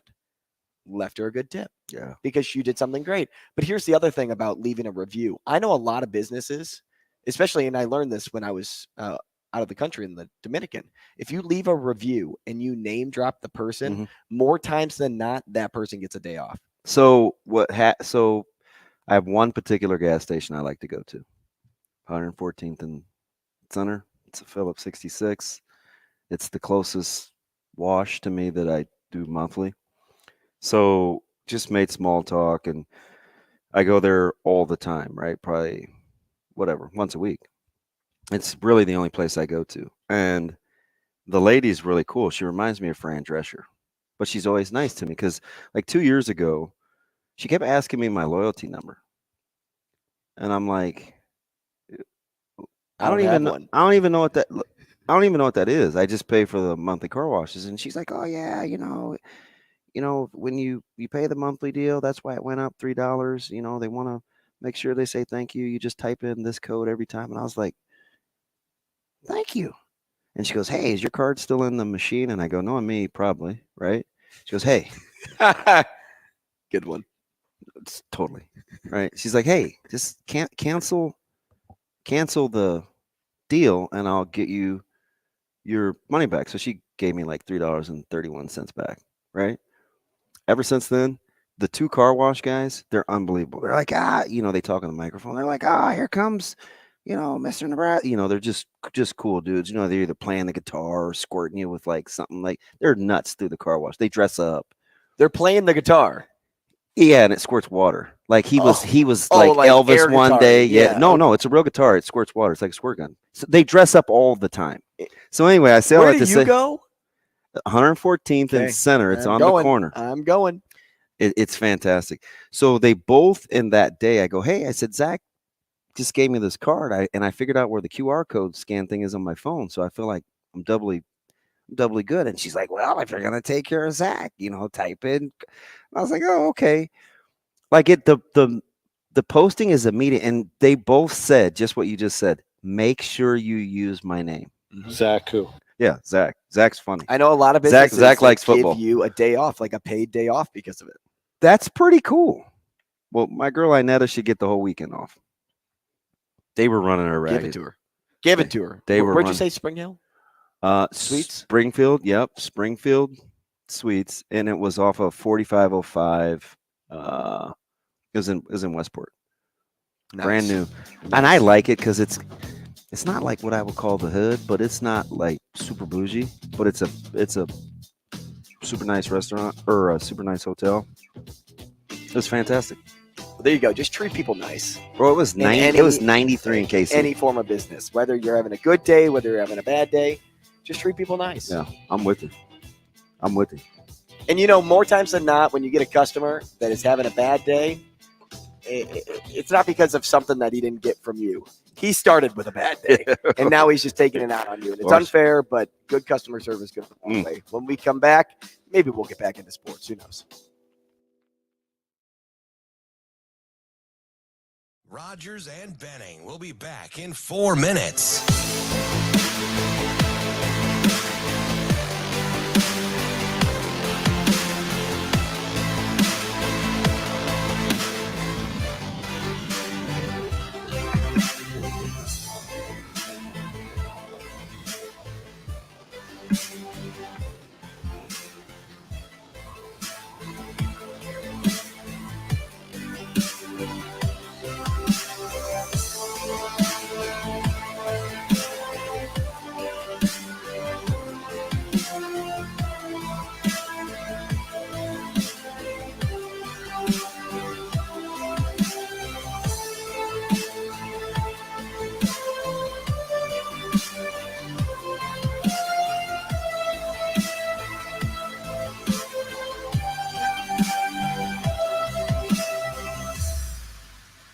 Rogers and Benning will be back in 3 minutes.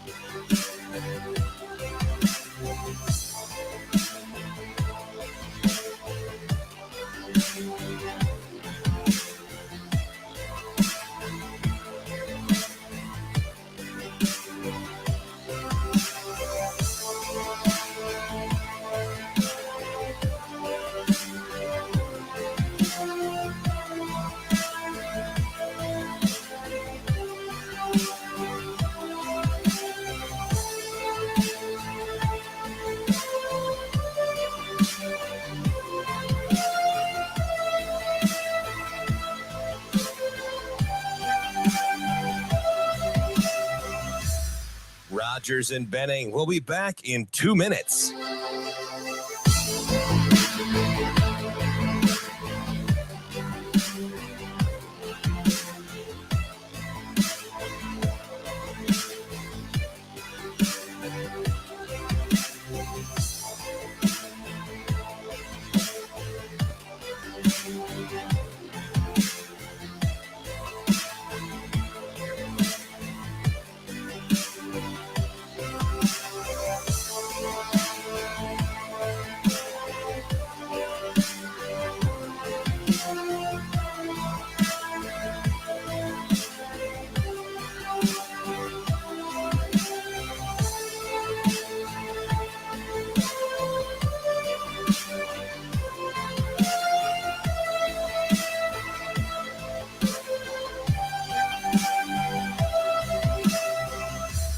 Rogers and Benning will be back in 1 minute.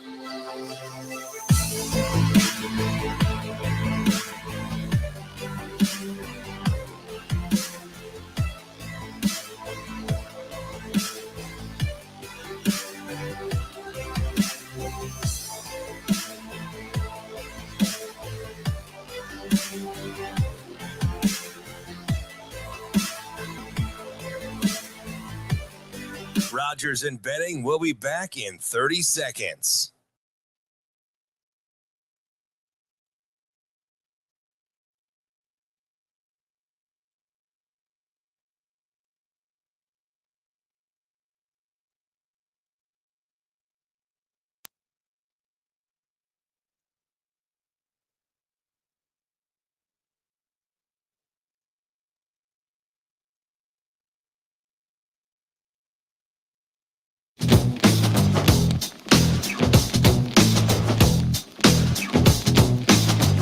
Coffee and Cream with Rogers and Benning on Hail Varsity Radio.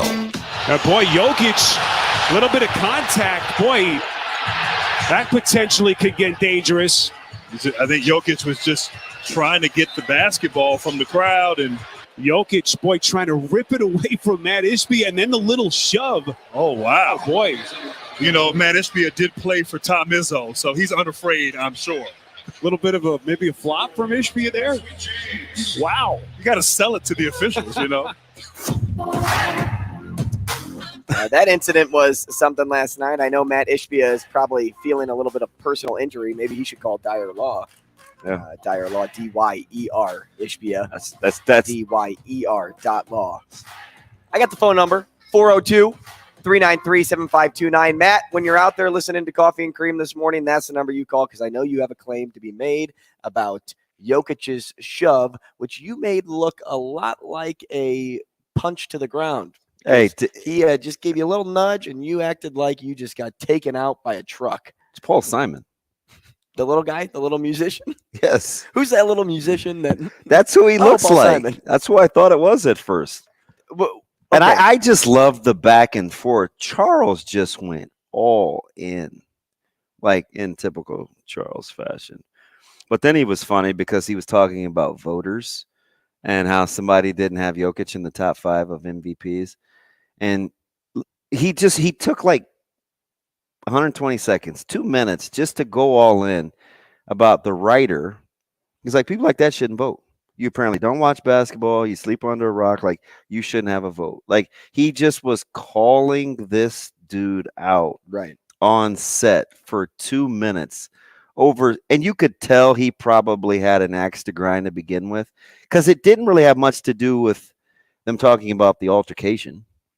Just more Jokic. And I think because so what started was Shaq called him the best center in basketball, and then Barkley was like, well, it's either him or Embiid, and kind of went into the three, however you voted for Giannis, Embiid, Jokic, like to not have Jokic in the top 5, right? And then Charles, and then he just went. It triggered something for him. He's like, it's like politics. He's like, you let too many idiots vote, you get, play stupid games, get stupid results. Prizes. Yeah, exactly.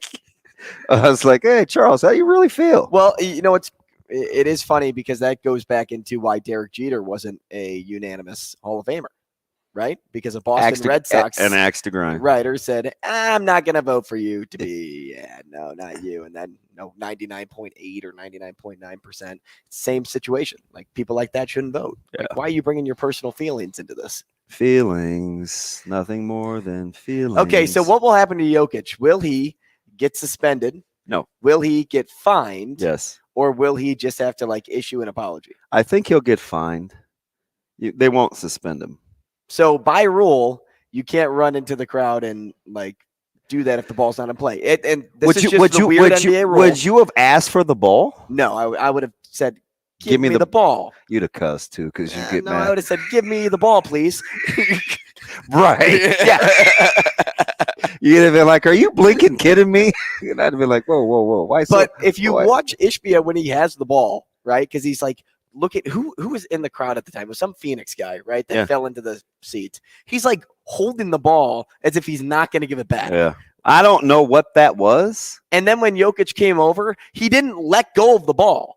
He made sure that Jokic wasn't going to get the ball and then made it this whole thing when Jokic shoved him. Really, what should happen now is Ishbia should be taking blame for certain things too. It shouldn't just be a one-way street. Just be like, hey, man, you know what? In the heat of the moment, I've never played. So when I touched the real NBA basketball, I wanted to keep it. I wanted to take it home to my kid. He could probably afford. I don't think so. Several thousands upon thousands. How many basketballs are on the back of his net worth? Oh, I know, right? I mean, dude, he's pretty papered up.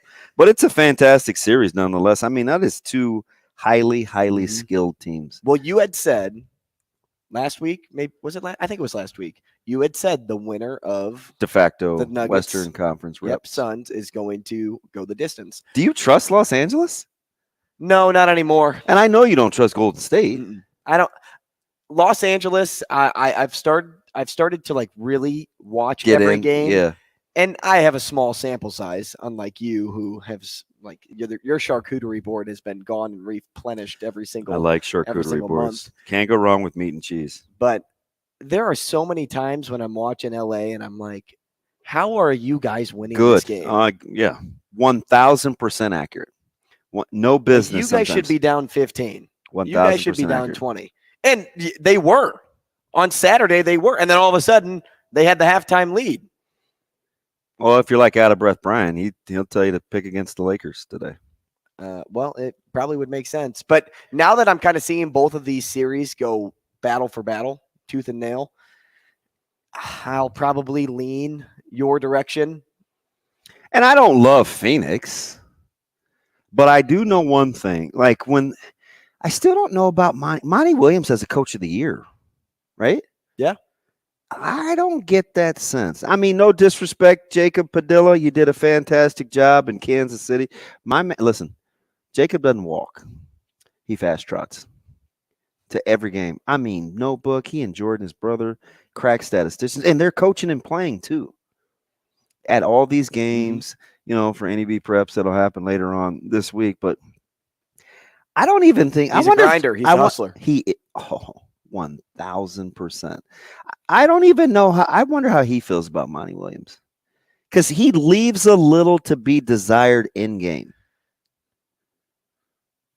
Okay, here's a genuine question. Okay, I don't know if I have a genuine answer. I suppose I can. How much does the coach actually matter? See, Did you listen to Doc Rivers? So did you watch Missoula in Game 1 against Philly? He mattered a ton. Right. The Celtics sucked in crunch time. There's a few moments where I get that sense. So, but more times than not, that's I'm fair. like, no, I'm with you. When does the players lead themselves? The best teams are player led. That's why Budenholzer got fired because he tried to insert himself too much. Caleb had a great one-liner. He's like, it's a half a shoe size too late, because he's going all the way back to when KD stepped on the line when the Nets could have beaten the Bucks a couple years ago. I was like, wow, nice job, Rolodex, but not a couple years too late, couple inches too late. I think more than we think, though, right? Because I mean, Ham has gotten Anthony Davis to like at least talk. Okay, so it may not be like play driven, like it's probably more driven. Player relationship driven than it is. I can see that, right? I can see that a lot. Okay, so I would say probably a lot. But I just remember when who was it? The Cavs, when they hired Lou, and they were like, "Yeah, you're just kind of just like a placeholder for LeBron. We just needed somebody to coach." But he was it's almost like when your coach didn't show up to grade school basketball, and they got rid of a great coach. LeBron really just didn't like him. Right, go back overseas and I'm like, wait, what? Like he's, I mean, I think more than we think. How much did Popovich mean to the Spurs? A ton. But like, is that just because? See, I think Kerr matters way more to Golden State than people think. You have to be able to manage those personalities. And maybe manage the time, like the clock and things like that, throughout the game. You may not be calling plays. You may not. I mean, are you a mic'd up guy? I like the mic'd ups. See, it seems I like going inside the huddle. It seems so contrived sometimes. We said that when college basketball was doing that. Like, are those guys really not cussing? Monty Williams, I don't think does, because he's super evangelical. But when we get the mic'd up moments, because they've already edited it, right? It goes back to the truck. It's queued up, right? But also, when are we getting the mic'd up moments? I don't know. Is it like a timeout with? Do you like the XFL? 4 minutes to go in the second half. You like the XFL? Okay, love it. So real quick before I get to this with the mic'd up stuff, because that's real. Like that's like guys. If they cussed. They're cussing. Yeah, Greg. Like they got some guys there. I'm just like, I'm shocked that the XFL hasn't gotten in trouble yet. Okay, so listen. Don't you think? Maybe this is a Twitter question too. Don't you think the USFL and the XFL have similar talent? Similar vibes too. Why does the XFL seem like a better product? Because they're a little satire like. Is it the fans? It gives me the illusion that it's a better product, but I think the players are very similar. But you kind of buy into the fun. Like a lot of people buy into Barstool Sports and Bussin' with the Boys. You buy into that because is Mitzi going to get another job? I remember that story that I told you, my favorite radio show back in St. Louis, same dude that was kind of sexually harassing women on social media. Yeah. I still have yet to hear his name pop up for a new job. That's a shame. I don't know. I'm going to say no. Maybe a desk job, something that doesn't come with a popularity status. But maybe not. When Barstool's firing guys over censorship, you know you probably stepped over the. Yeah, maybe he does his own thing because he probably still has a following. He probably still has people that like him that will forgive him for the mistake that he made. Yeah. But it won't be anything with like a company that is established. I get the sense like when I'm watching the XFL, they make those crunch wraps look so good. We're watching like a Taco Bell commercial, squirrel. But I make our own crunch wraps at home. Like those are legit. I love Crunchwrap Supremes. Love them. I'm telling you, I can do the homemade ones pretty okay. On the griddle? We have a mini one that we use inside. Okay. It has like the prongs that you stick in the outlet. So it's old. Oh, yeah. Old school, like the 3-prong thing. You put it in with the turn dial. Sure. Okay. Yeah, it's legit though. It's nice and seasoned. Yeah. Yeah. No, I think the XFL product is just better though because of the uncensorship aspect to it. I'm just like, why do I like it more? I don't know. I just do. But I know it's not because it's significantly better talent. It also gained a lot of traction though when Dwayne "The Rock" Johnson bought it, and then. Do you believe the kidnapping conspiracy? conspiracy theories all around. $3 billion? We'll be back. Rogers and Benning will be back in 4 minutes.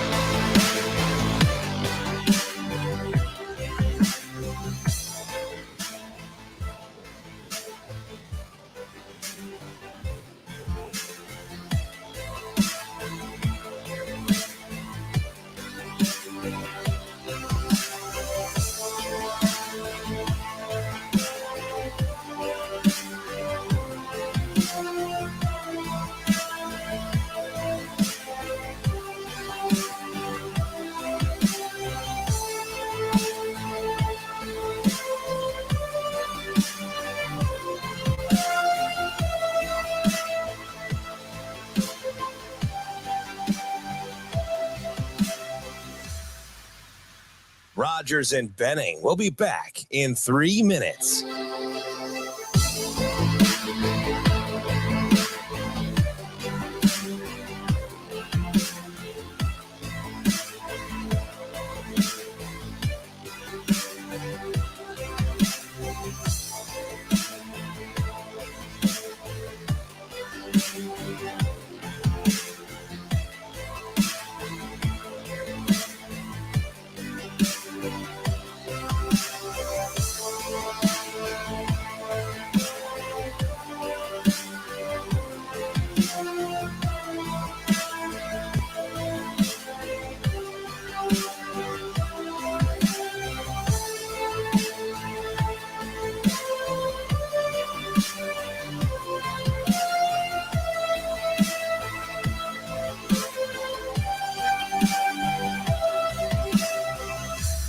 Rogers and Benning will be back in 2 minutes.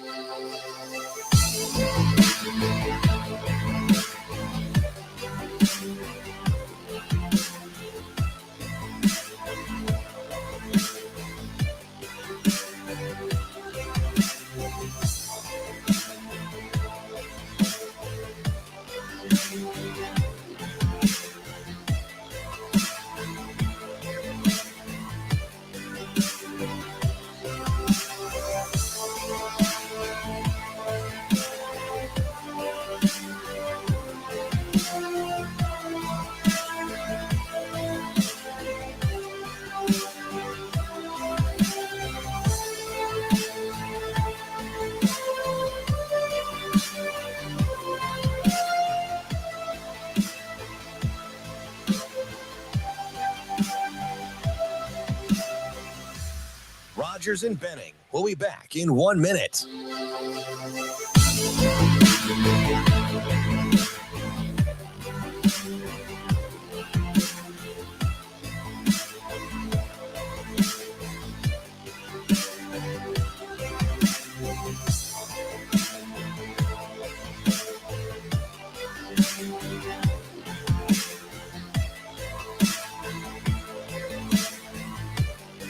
Rogers and Benning will be back in 30 seconds.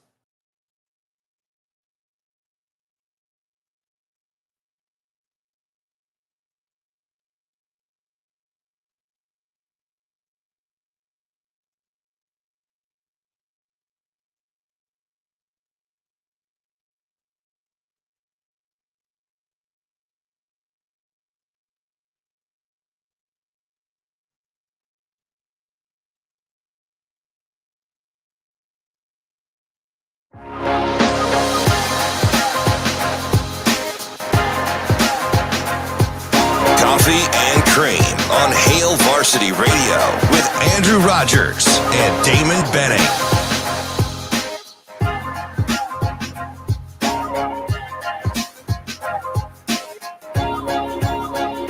Hey, we're back. Coffee and Cream in the morning on Hail Varsity Radio, powered by Currency. Damon Benning, Andrew Rogers. If you want to hear from Matt Rule later on, he will be on Sports Nightly tonight in the first hour, so I'm reading. So Matt Rule will get into maybe some of his thoughts tomorrow. I think he's getting ready to move. You in a good mood or what? Well, I don't know. I don't know if he's in a good mood if he's moving. No, I'm sucks. pretty sure this may be TMI, but I'm pretty sure like the 50, like I think he's moving this weekend. Yeah, I haven't thought about it. No, yes, you have. Yes, you have. It's a great spot where he's moving. Great spot. Is it the former home of Scott Frost? No, it's not. It is. No doubt to me about that. You can tell he's about his family and his kids. It is specifically for them. It's funny too because on the Derby weekend, you know what his family loves? Horses. Love that. Horses. Love that. They love horses. So you got to have some room to roam. Because they're going to get some property. Got to have some room to roam. Good to know. Yeah, that's good to know. Is there Narrow it down? Is there any, and maybe you don't bat an eye at it because you've done it a couple of times, but is there anything worse than moving? No.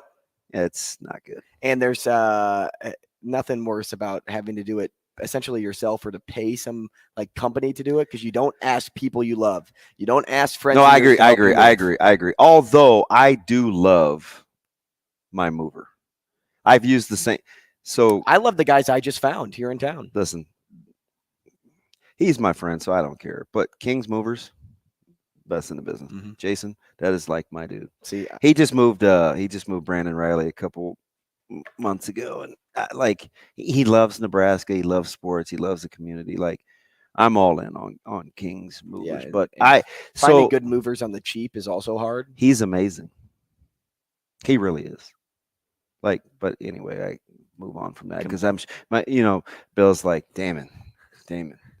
Stop giving out free ads. Well, that's like Shane when I ask him why he's not married and he gives me some free milk reference and I was just like, it's too much information, Shane.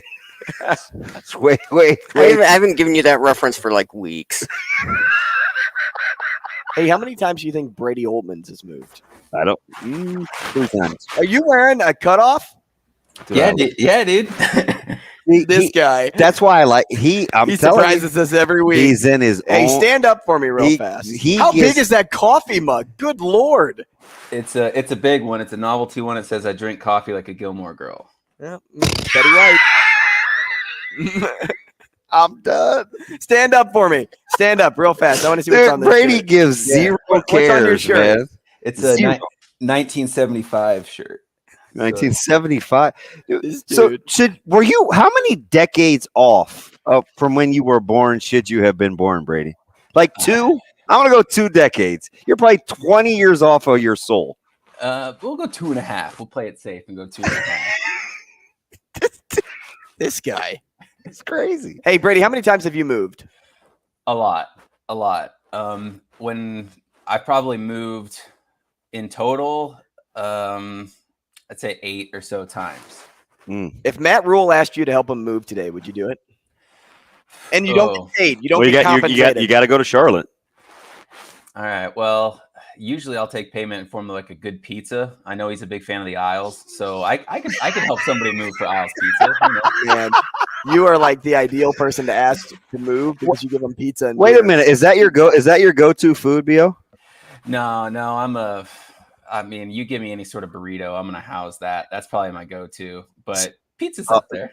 This is a hot take. I got mad at Andrew. This was months ago. You got mad at me? Never. The most overrated thing are burritos. Like they're so like everybody if it goes in a soft shell, people call it a burrito. I'm like, why would you guys go and just get everything mixed up when you can eat it like on its own individually? Like it's like the easy way to do things. I don't know. Breakfast burritos are fire. I know, and I'm like, why? Like you could get all the breakfast meats, eggs, potatoes. You're like, breakfast burrito. Because I'm speed. I'm all about speed, baby. Just give me one thing. It's its own to-go cup. You know what I mean? Yes. Like, just house it, unwrap it, and eat it. Even when I would go to like Chipotle or Qdoba, since we're not doing endorsements, I'm going with a bowl. I want to pick and choose. Isn't that just a giant burrito? No, it's all mixed together. So you can eat just one end of the burrito with all the stuff in it because they can't roll it correctly. Yeah, I just want a face full of rice and then I want a face full of chicken. You know what I mean? It's like you eat all this wrapped up tortilla and it's like, where's the stuff? Don't you mix up a bowl? Like, because you get the sauce. No, I eat it. Well, kinda. So it's like a giant burrito, just without. It's naked. It's a naked burrito. I want to pick and choose what I'm eating. Sorry, B.O. We're like. You just like to see what the contents of your things are. You don't want to be surprised. I just think it's lazy. Per bite. That's what it is. You don't like the surprise per bite. It's like it's lazy. It's like, how do I not have any meat in this? Where's the egg? Where's my hash browns? Like, You'll get to it, man. Just finish the burrito. Hey, glass half full guy. I love it. Hey, speaking of you'll get to it, how surprised are the recruiting folks? Because it kind of came out of nowhere. And I know he's like my own because he is family. How about the Rezak buzz just like steadily taking off? And Nebraska has to be careful because you don't want to come across as reactionary. Yeah, man, I don't know how they're going to react to that at this point. Like the Northern Iowa, Coastal Carolina offers, things like that. I think you can kind of say, all right, he's not our guy. He's just not in the style. He's an apple if we're looking for oranges kind of guy. Mm-hmm. But when Notre Dame comes in and offers somebody in your backyard that you don't have an offer out to, or that you're not seeing what they're seeing, I think that kind of turns a couple more heads and is like, what's going on over here kind of thing. And it's going to be a big summer. I mean, that might basically kind of force their hand and say, well, he's pure athlete. I mean, we've all seen him. I mean, incredible, very deserving of that offer and very deserving of more offers he'll get. I think he might, and other colleges might just force Nebraska's hand a little bit and say, well, how, if we got him, where would he fit in best? Where would he fit in with our scheme? Because there's obviously a lot of talent there and a lot of athleticism there. I think they might be a little bit surprised right now. And it, if anything else, puts a little bit of pressure on him this summer to kind of figure out, all right, do we really try to keep this guy in state with the big heavy hitters coming in again? Yeah, it's interesting.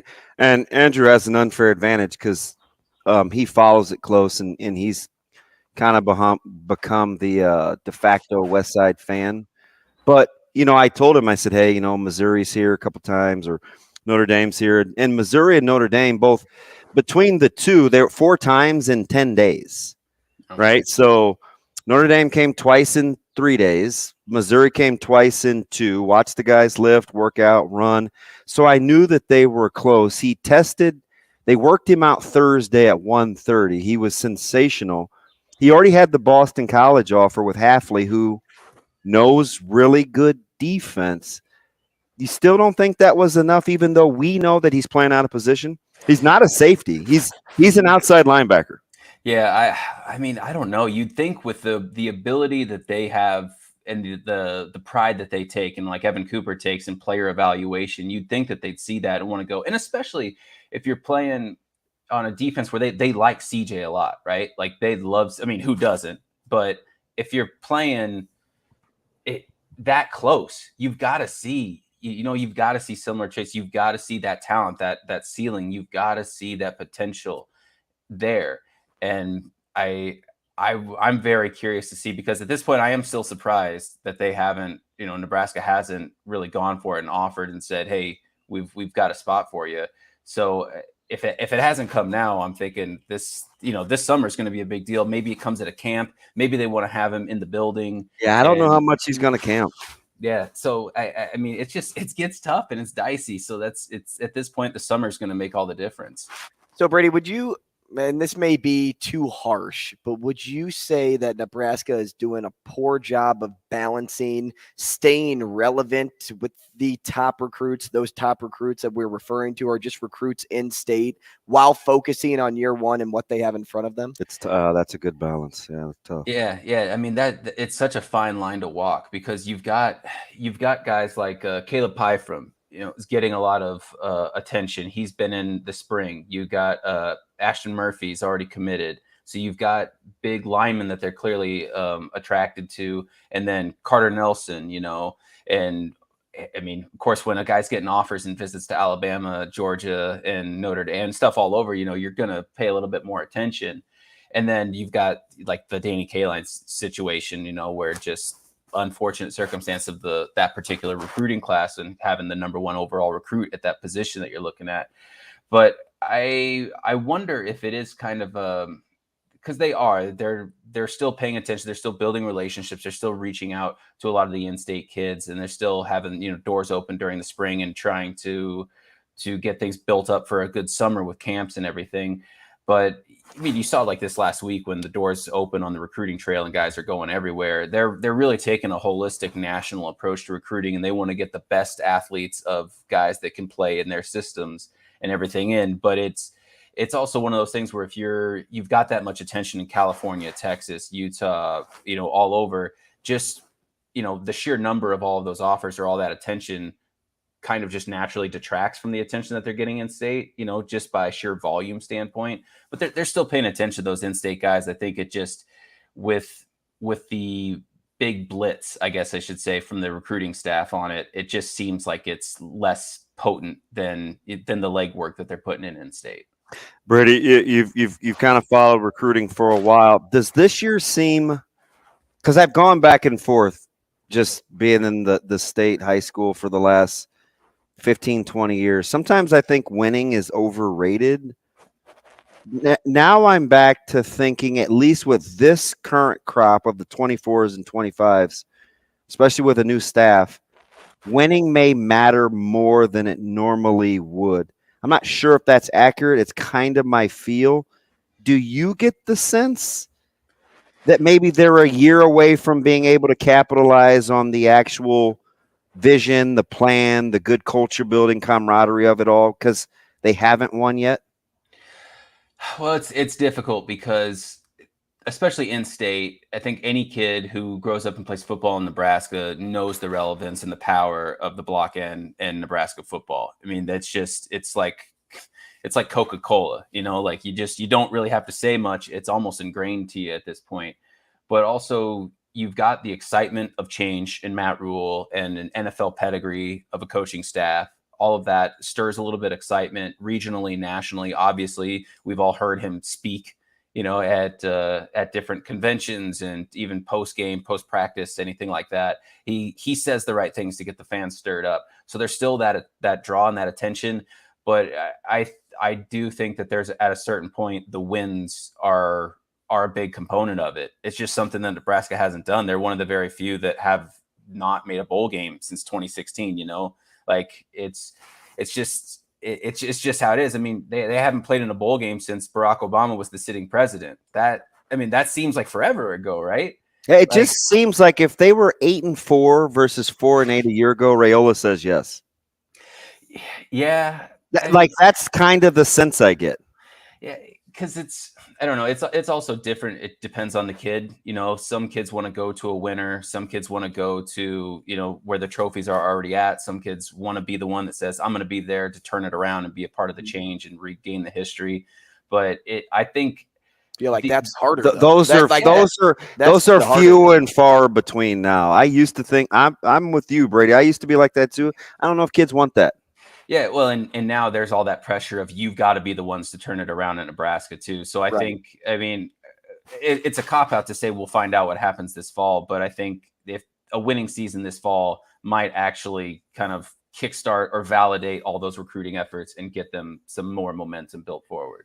We're talking to Brady Oltmans, Nebraska football and recruiting for Hail Varsity. If you want to check out any of Brady's articles, sign up for Hail Varsity. Use the promo code AR for monthly, DB for yearly. You'll get some money knocked off. And you always go yearly with DB. And you can catch all of Brady Oltmans' articles there at Brady Oltmans on Twitter as well. Now, along the same lines, so we're talking about bowl games. We're talking about, at least trying to get there. If the stats can be true for at least once in a long time, how about the ESPN FPI ranking saying, hey, Nebraska's going to win 6 games. They predict a loss to open the year, though, and a loss to Minnesota could set up Nebraska in an interesting spot. So I want to ask you this.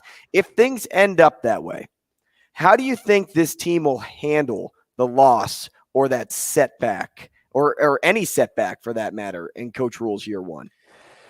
Well, if there's one thing we know about Coach Rule, especially when it comes to coaching in the actual regular season, he's going to get his team fired up. They're going to be mentally strong. They're going to be resilient.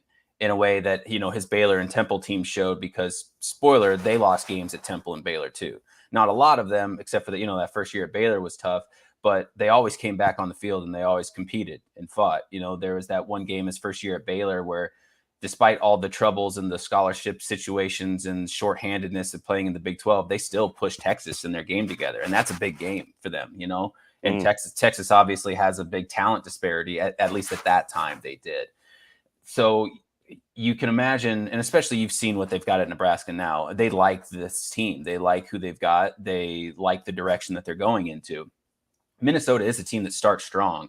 Losing to Minnesota wouldn't necessarily surprise me at all, but I would imagine them to come back strong and respond well. Plus, you've got 3 winnable games right there in a row in the non-conference. And then that gets you some confidence and momentum built up going forward into, the Michigan game, which is going to be a tough one, obviously. And then you've just the way that the chips fall in the rest of the schedule look favorable.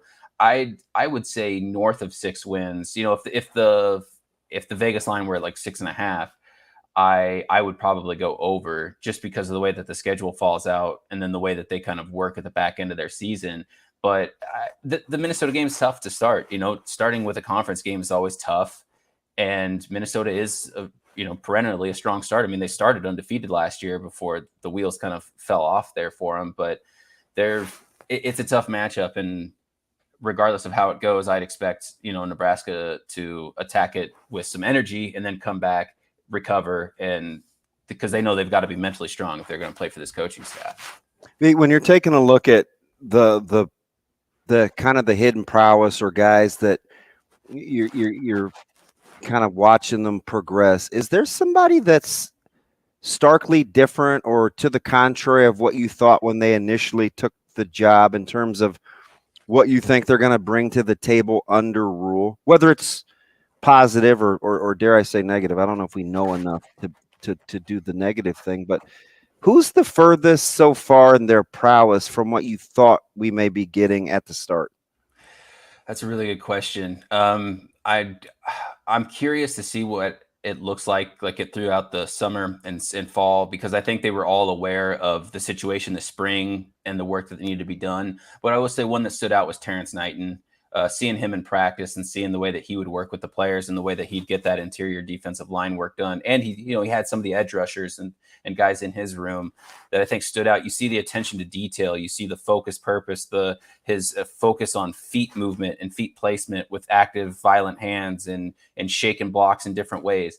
I mean, collectively, Nebraska had 15 some tackles for loss in that red-white game. Granted, some of those are, blitzes and stunts, but they don't get there if you don't have guys on the interior eating them up and causing a havoc in there. You know what I mean? So I think Terrence Knighton is the one that I don't know if I necessarily didn't see it from him when he arrived, but seeing him work and then seeing already, in the red-white game that the outcome of that and seeing, them taking the lessons that he taught really kind of stands out of like this could be a really big thing for Nebraska. Now, do you think that's because he played in the league and that's what these guys want to do eventually? So whenever he does open his mouth, ears perk up versus, say, a coach like I don't want to knock on any of the coaches that didn't play in the league, but we'll just use Garrett McGuire as an example, a young guy like still getting his feet wet and here in the college football realm of things. But when you look at a guy like Knighton, even though he doesn't have a whole lot of coaching experience, he did play there. So with these guys wanting to get there eventually, why not perk up the ears when he's talking? Yeah, for sure. I mean, the NFL pedigree means a whole lot. Plus, he helped coach, the defensive line at Carolina. So he has some of that firsthand experience working with NFL players. Plus, I also think part of it is, he went to Temple. He had to claw his way up, and being a defensive lineman going to Temple, I know that, in NFL draft circles, you pick out kind of, smaller schools don't matter or anything, but let's be honest here. the group of 5 or Division II guys come from schools like that, they got a chip on their shoulder, man.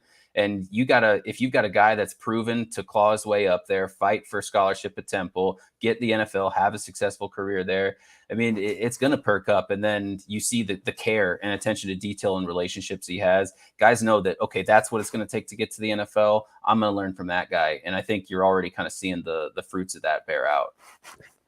Brady, let me fast forward to the opener. I've been kind of teasing, Minnesota's had kind of a tumultuous offseason, whether it's the acquisition of new staff, kind of the changing of the guard, a couple of really key returners entering the transfer portal, kind of surprisingly with guys like Michael Brown-Stevens and Trey Potts, et cetera. When you're looking at the opener for both teams, would you rather be the team that is supposed to be the steady Eddie that's kind of had the change agent, or would you rather be Nebraska without a lot to go on and trying to do the change agent thing? Oh, man, that's a good one, because typically I would say you'd like to have the steady hand, but at the same time, PJ Fleck in Minnesota haven't had to deal with the kind of changes that they've had to overcome in this offseason before. They've been a pretty solid staff, like a pretty consistent staff, and then they've had consistent contributors, throughout there. Tanner Morgan seems like he was there since, the FDR administration. You've got like Mo Ibrahim he took more carries than I'd ever seen, a Big Ten Big Ten running back in quite a while. They've got guys that were veteran, and then you have that overturn. You had the coaching staff overturn. It's, to me personally, it's a little bit more unknown if you have like the same group for 4 years and then you have to overturn versus a whole new staff coming in that kind of knows each other. So they have that familiarity built up together in year one. It's really difficult. It's a really kind of, I don't know, same side or different sides of the same coin on that one. It kind of just, depends if you're wearing Gopher clothes or if you're, traveling up to Minnesota in August. Brady, last thing here. We started with recruiting. We'll end with recruiting. Got about a minute. What should people know about Keelan Smith outside of the fact that he's a legacy? What is Nebraska getting in a player like him? Oh, man, he's got a long stride, long arms. He's powerful, but also the coaching staff is they're not sure if he's done growing yet, because right now he's about 6'3". He's got a good body on him, but they think he might be able to get up to 6'5". And at that point, they're not sure if they can move him around. He's kind of played tight end, moved out a little bit to receiver last year.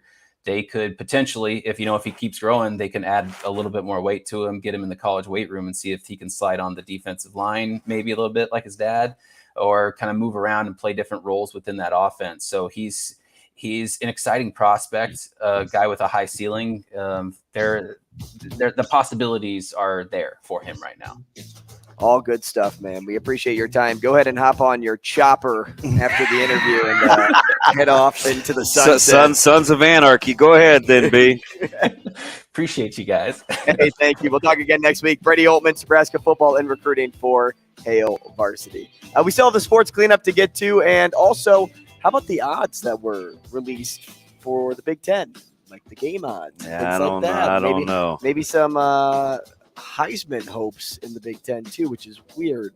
Tough to think about with Caleb Williams. We'll try to get into all of that next. Rogers and Benning will be back in 5 minutes.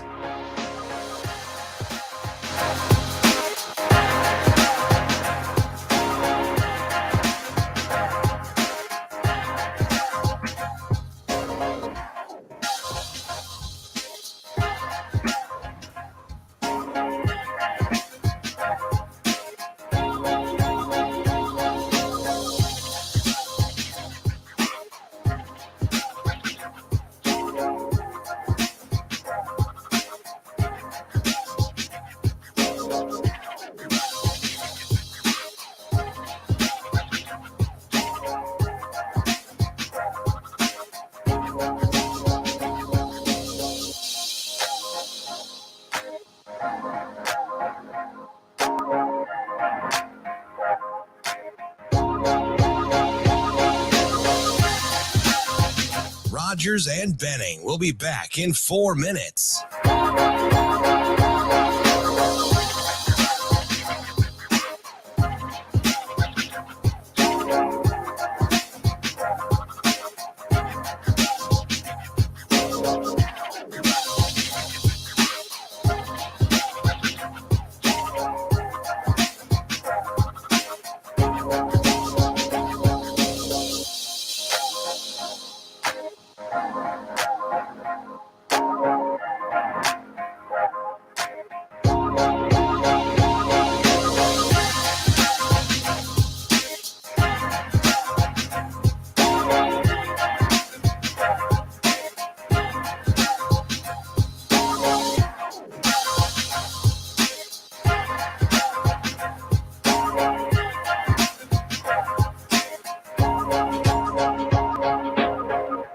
Rogers and Benning will be back in 3 minutes.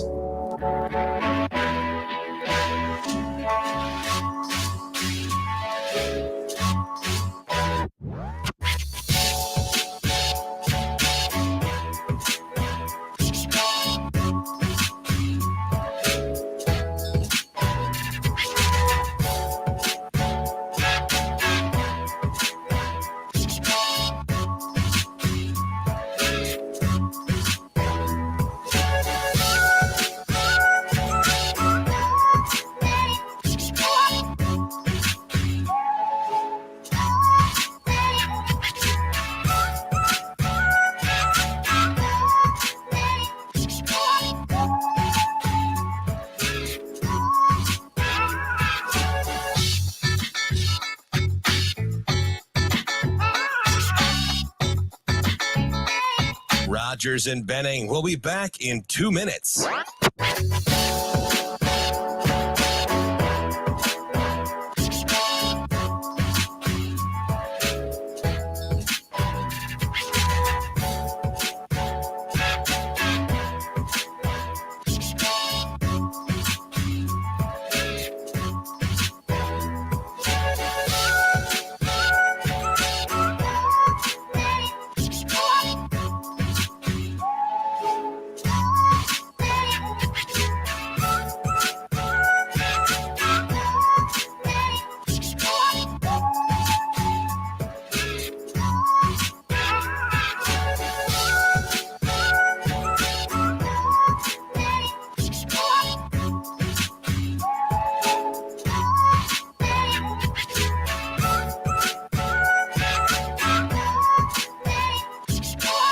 Rogers and Benning will be back in 1 minute.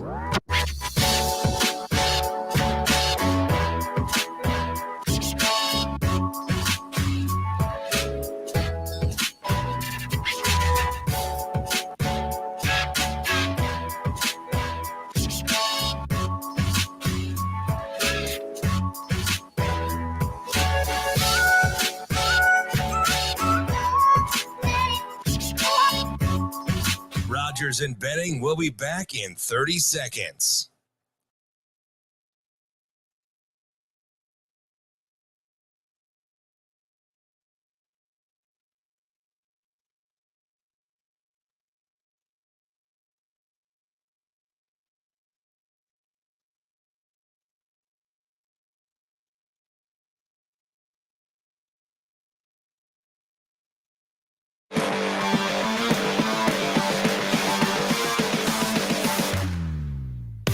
Coffee and Cream with Rogers and Benning on Hail Varsity Radio. Here's the 1-0. Fly ball left field. Soto going back to the wall, and it is gone, a home run. Chris Taylor with a 2-out, 2-run home run, his 6th home run of the year. That was huge as they came back from down 2. Dodgers came back from down 2-1 in the 9th, baby. They may not win by a lot, but they win. Doesn't matter if you win by 1 or if you win by 13. Tell you what, man, that was they own the Padres. You know who isn't winning right now? Who's that? Oh, yeah. Well, no, the Cardinals did win last night. Guess who has He a swings 7 and hits game it out of here. So you are 500 in your last 10, though. Guess who has a 7-game losing streak, though? They are the team with the worst record streak-wise right now. Tigers? Not the Tigers. Don't think worst record.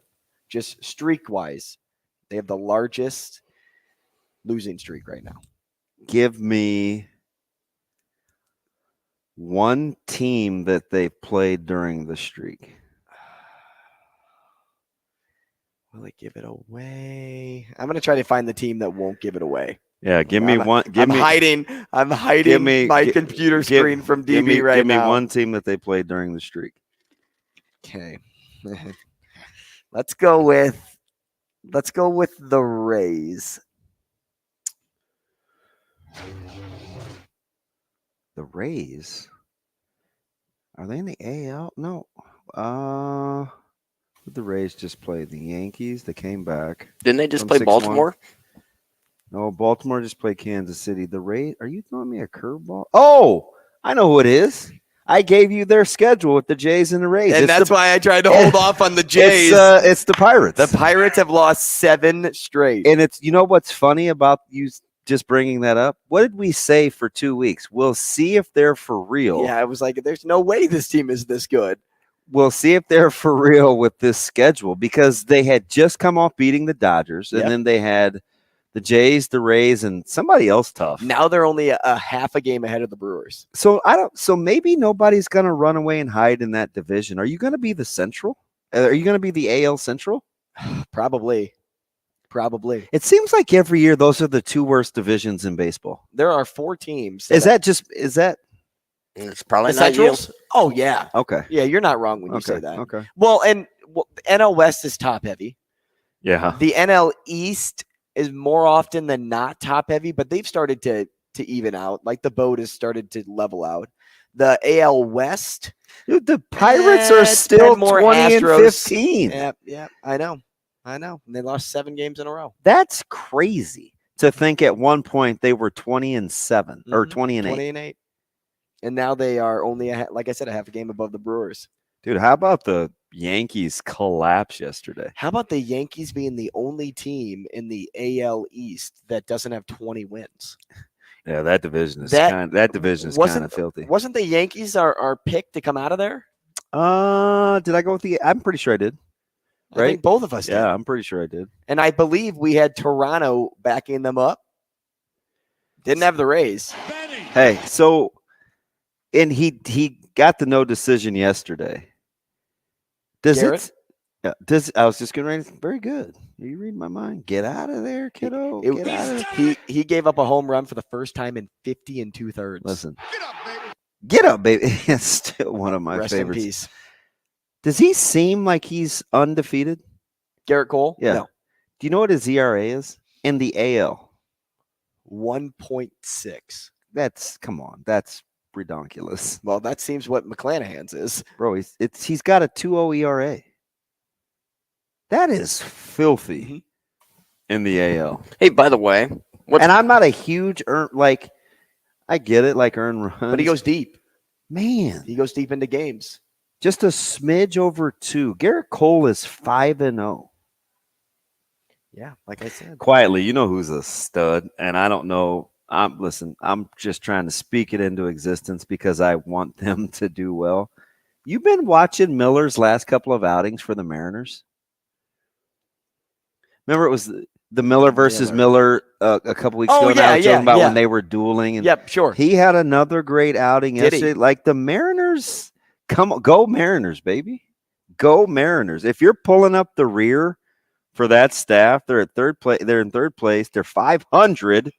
Roo. I feel like Seattle's just a team to root for. You root for the Kraken, you root for the Mariners. I'm not rooting for the Kraken. But just like fan-wise, No, I feel I'm like with a lot you. of teams I'm could with you. latch on to the Mariners and say, hey, I'm a Seattle fan. I'm with you. May not like to live there.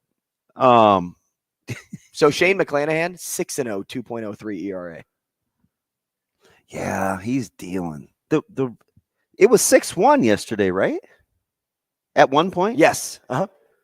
Yeah, remember, wasn't it the Rays that couldn't beat the Yankees in the regular season a couple years ago? Like, how many in a row had the Yankees won? Like, they had an abysmal record. Too many. And then all of a sudden, the Rays just, turned it around. Yep.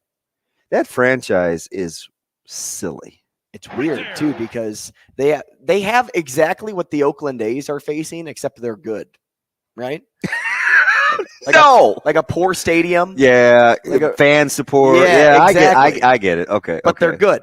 Okay. I was like, wait, what?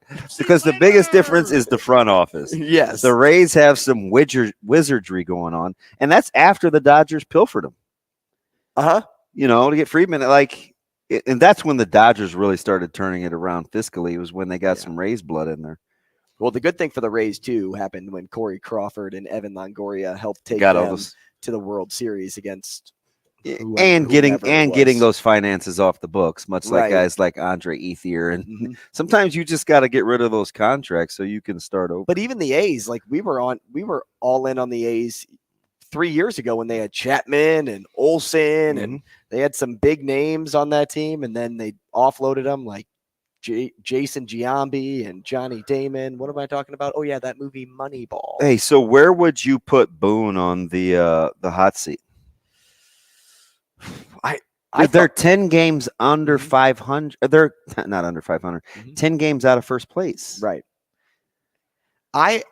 I've been thinking Boone should have been gone a while ago. Yeah, but he did he fought off the critics, the naysayers. He's got to be in trouble, doesn't he? You would think, but at the same time, with what I've seen him already overcome, they have a long leash on that man. A long one. It's retractable. He's all the way out there, and then he comes back a little bit when they tighten him up, and then they let him go a little bit, and then they'll bring him back and tighten him up. So the funny thing about the NL Central is the only team to play 500 baseball in the last 10 is who? The only team to play 500 baseball in the last 10. Got to be the Cardinals. Yep. Just hanging around. He swings and hits it out. Well, Goldie hit 3 bombs. The great bombs. Goldschmidt, according the elite Goldschmidt. Should we do that again? Yeah, we'll keep going down rabbit holes of elite versus average versus. I wonder why the Padres can't beat the Dodgers. Their roster's better. Gosh, can I say that with a straight face? Okay. Yeah, I think the Padres roster is better. Do the Padres scream a bad home team to you? Because whenever they play at home, it's not much of an advantage. But the interesting thing for them is, I just think they should be better, and I like their manager. How many teams should be better? Like, let's just think about that for a moment. The Astros should be better. They haven't been healthy. Should be better. Do I give you the Astros? Believe me, Houston. I would love to pile on. I would. Like, if I could pile on the Astros, I would. But, I mean, Altuve. Frankly, the Mets should be better. Yeah. And they spent tons of money. They got a rich owner. Like, he that's can what do you that. can do, right? Yeah. Just deal with the luxury tax later. He stays papered up. But, I mean, they're still in second place. I mean, 1 game above 500. And it's kind of early, but they're just meddling. Mm-hmm. Well, Verlander just came back too, so give them a little grace there. I know one thing: don't get too far behind the Braves because they're too hard to catch. They're way good, right? They're 15-3 on the road. Oh, I know. On the road. Are you kidding me? Is he fed up though, Shane? That's the question. You do not call timeouts. I'm fed up. Plus 115 run differential for the Rays. Plus 115. Some of these stats are just outlandish. Did you realize that Senga is 4-1? Could I? Yeah. No way. Yeah. I know. Sneaky, right? Good for him. Why? I love it. Why? Dude, you're not even a Mets guy. Like, why do you love it? Just got here. He was like, Kodai? Like, just got here in the league boys? On my fantasy team. Did you have breakfast burritos? Yeah, we did. We shared them. I don't get the affinity. Oh, good for him. Like, what? He's a first-year guy in the pros. Like, give him some love. They spent, too. I'm all about having some guys, I thought you were going to say sex. I was like, so Shane. Oh. Okay. Well, I'm all about having. I was like, what? Some guys exude confidence. Shane, cut that up. See what he said when he said he's all about. I think that was a Freudian. No, we need to clean this up. Aisle 6. Rogers and Benning will be back in 4 minutes.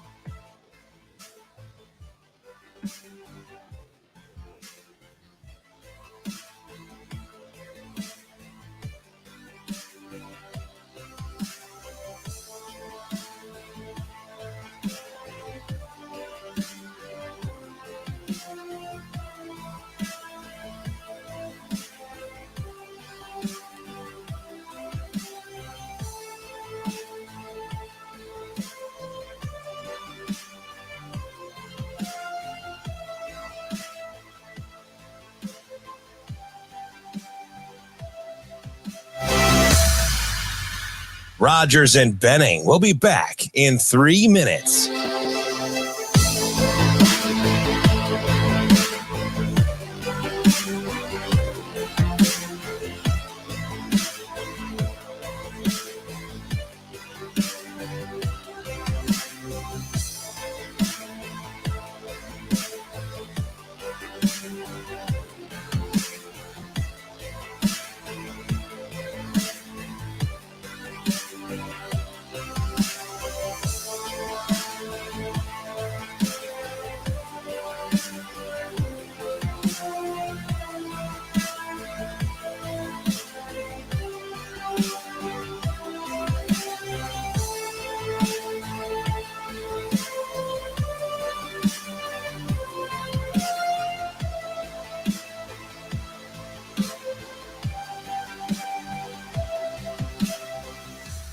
Rogers and Benning will be back in 2 minutes.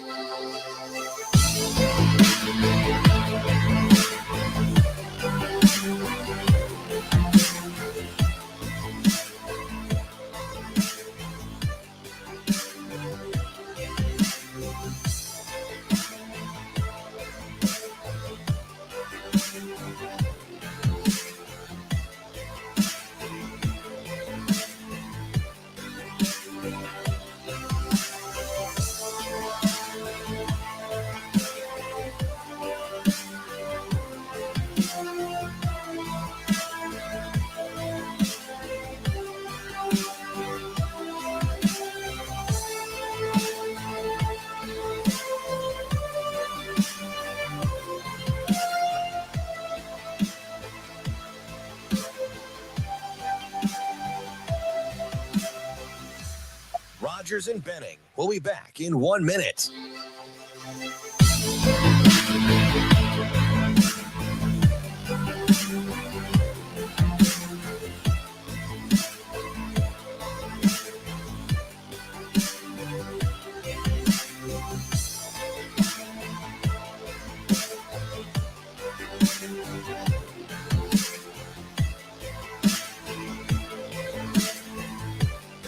Rogers and Benning will be back in 30 seconds.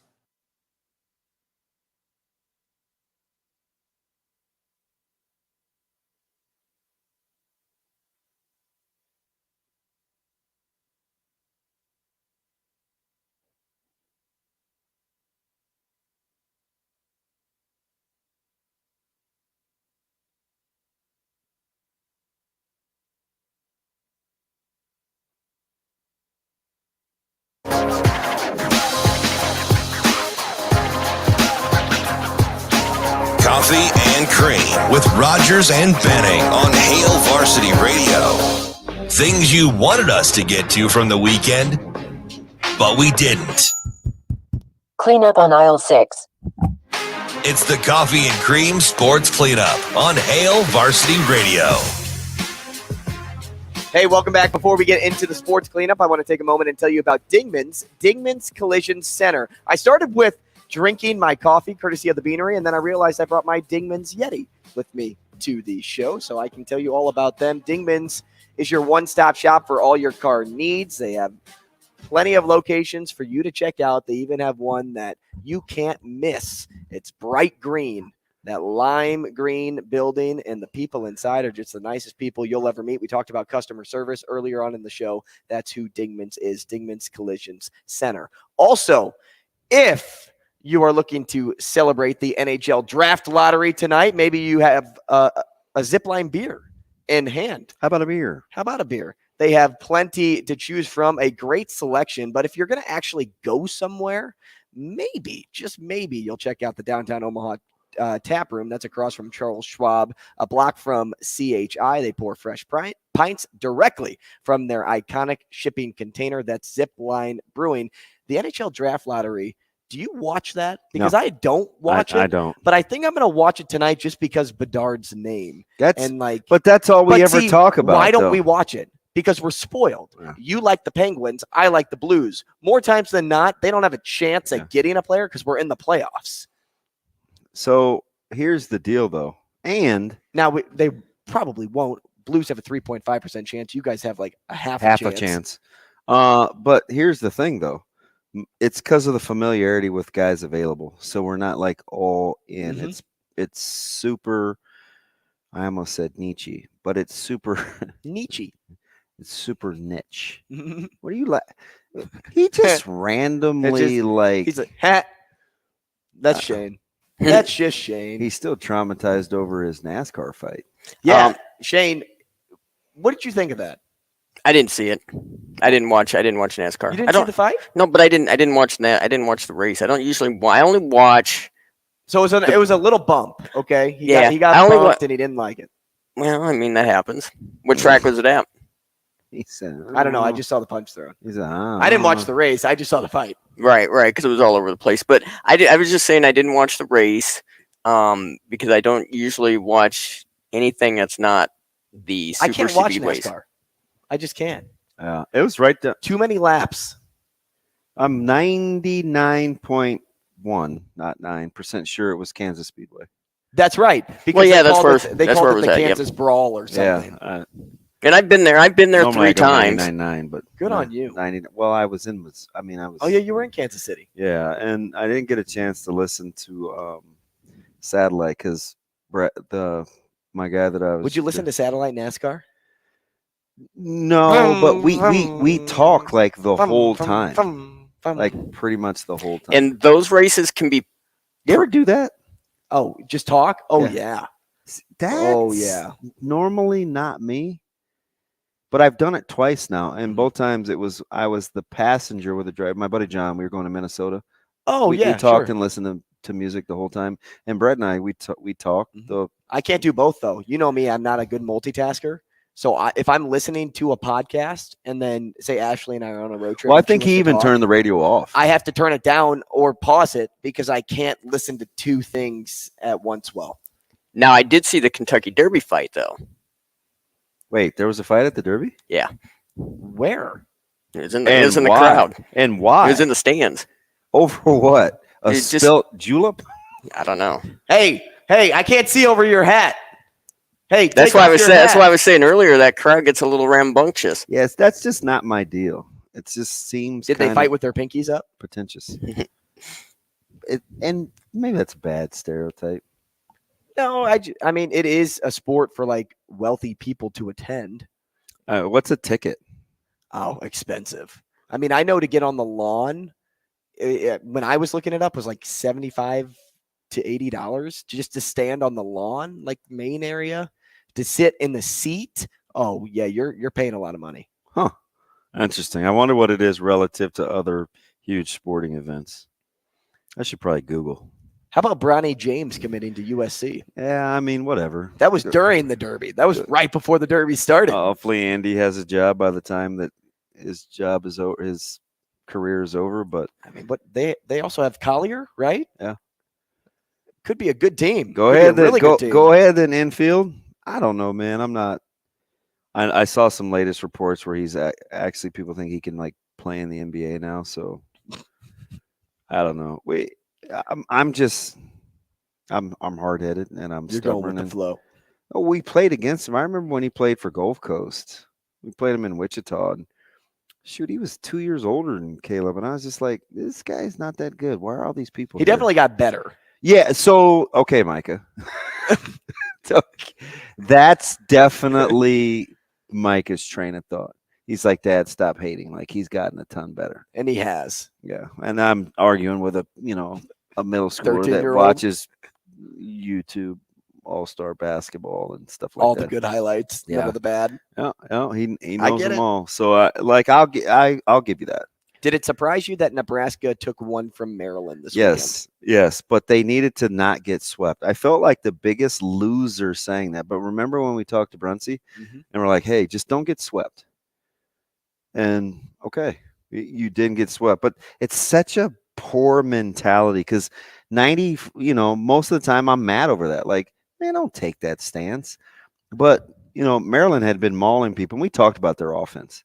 And it was on full, especially yesterday, display. Like they have the ability to just play softball when they want to, but it's like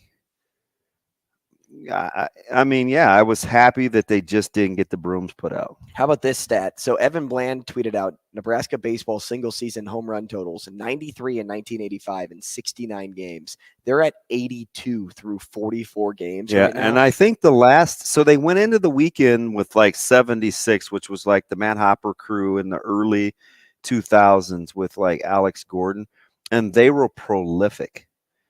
These guys just hit bombs, but they can't win games. No, I know. Imagine raking like they are and missing the Big Ten tournament. Like that's a possibility right now for Nebraska. I think they're going to be okay. Well, because they're playing Penn State, but you have to take advantage of Penn State because you follow that up with Purdue, and Purdue's right in the mix. Yeah. So if you can sweep Penn State, you control your own destiny. But the way that Nebraska has been playing doesn't make you feel confident that they can do that. I'm with so even if you split and go, or say you win the series and you go 2-1, you still have to then take Purdue to 2-1. Oh, you're exactly right. So control your own destiny, Nebraska. Sweep Penn State, and then you can afford to lose the series against Purdue if that so happened to be the case. Because we're at what 10-8. 10-8. 10-8. I almost said 10-7. So if you look at the Big Ten standings, I'm going to try to remember without looking it up. There are like 4 teams that are 10-8, and then there's who's 11-10. It's is that Illinois? No, Indiana's 11-6. Somebody's 11-10. Illinois is 10-10. I think 10. Are you sure they're not 11-10? I thought I saw 11-10. Yeah, again, like you'll know, like when I want to fight you over something. I thought Illinois was 10-10. Are they 11-10? We're arguing over a game. 11-10 in conference. Okay. Okay. I did look that up this morning. So they were probably 10-10 when you looked it up yesterday. Yep. So but you have 9 teams though right now, and you can there's only field of 8. So who's at the cut line? Minnesota. So you have Maryland, Indiana, Rutgers, Iowa, Michigan State, Nebraska. That's 6. Michigan makes Purdue. 7. Yeah. Purdue. That's 8. But then you have, like I said, Illinois at 11-10 right now. Yeah, cannot stub the proverbial toe. You got to take advantage of the 6-11 Penn State team. And the crazy thing is, Illinois won 3 in a row too. So, I mean, I guess say getting hot at the right time in air quotes, right? Well, I mean, they took advantage of. I think it was Rutgers, right? Yeah. Was it Rutgers? Decent. No, it was Michigan State. It was Michigan State. But They still took a advantage. decent team. Yeah. Now they get Rutgers at Rutgers. Right. Michigan State was looked at as a team that could win the Big Ten. So Michigan State is much like Ohio State. Since Nebraska's got in the Big Ten, fallen way the heck off. And I know this is not it's not Iowa State or Ohio State basketball or football, but shouldn't that baseball team be better? Much better. Much better. Like for a couple years now, right? Okay.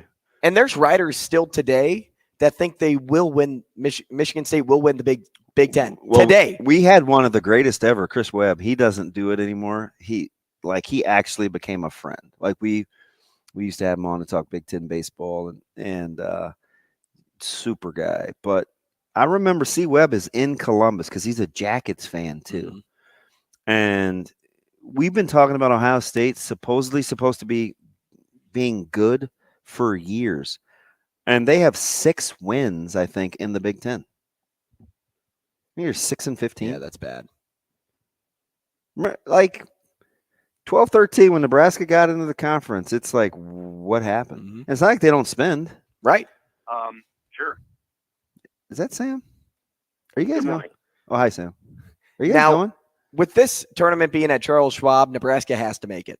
They have to make it because it's essentially a home game for you. You want 2,000 fans in the seats. Yeah, it's essentially Big day. The Big Ten is like, go Nebraska. Schwab is like, go Nebraska. People need to sell some tickets, and I mean, you'll sell enough tickets. Are you going? Would you go? Oh yeah. So last time they were here, didn't they have the early game? And I think I was working, but it'd be nice with a favorable schedule. Right. I mean, we could broadcast from out there. Ooh, nudge, nudge, wanky, wanky. Chris. Why not? Chris Wanky. Well, we can ask Chris. Arguably the worst played game to win a national championship. Florida State, Oklahoma. Not good. Just pass over. Pass over. Like Easter? Something like that. Yeah, it's always some sort of reference, right? Oh, man. And then the big 10 bracket for softball was released yesterday, too. Nebraska got the 4. Yeah. Got to stop Northwestern. And they play Thursday? Yeah, talking about being able to rake. Yeah. That Northwestern team's very good. We'll be back tomorrow.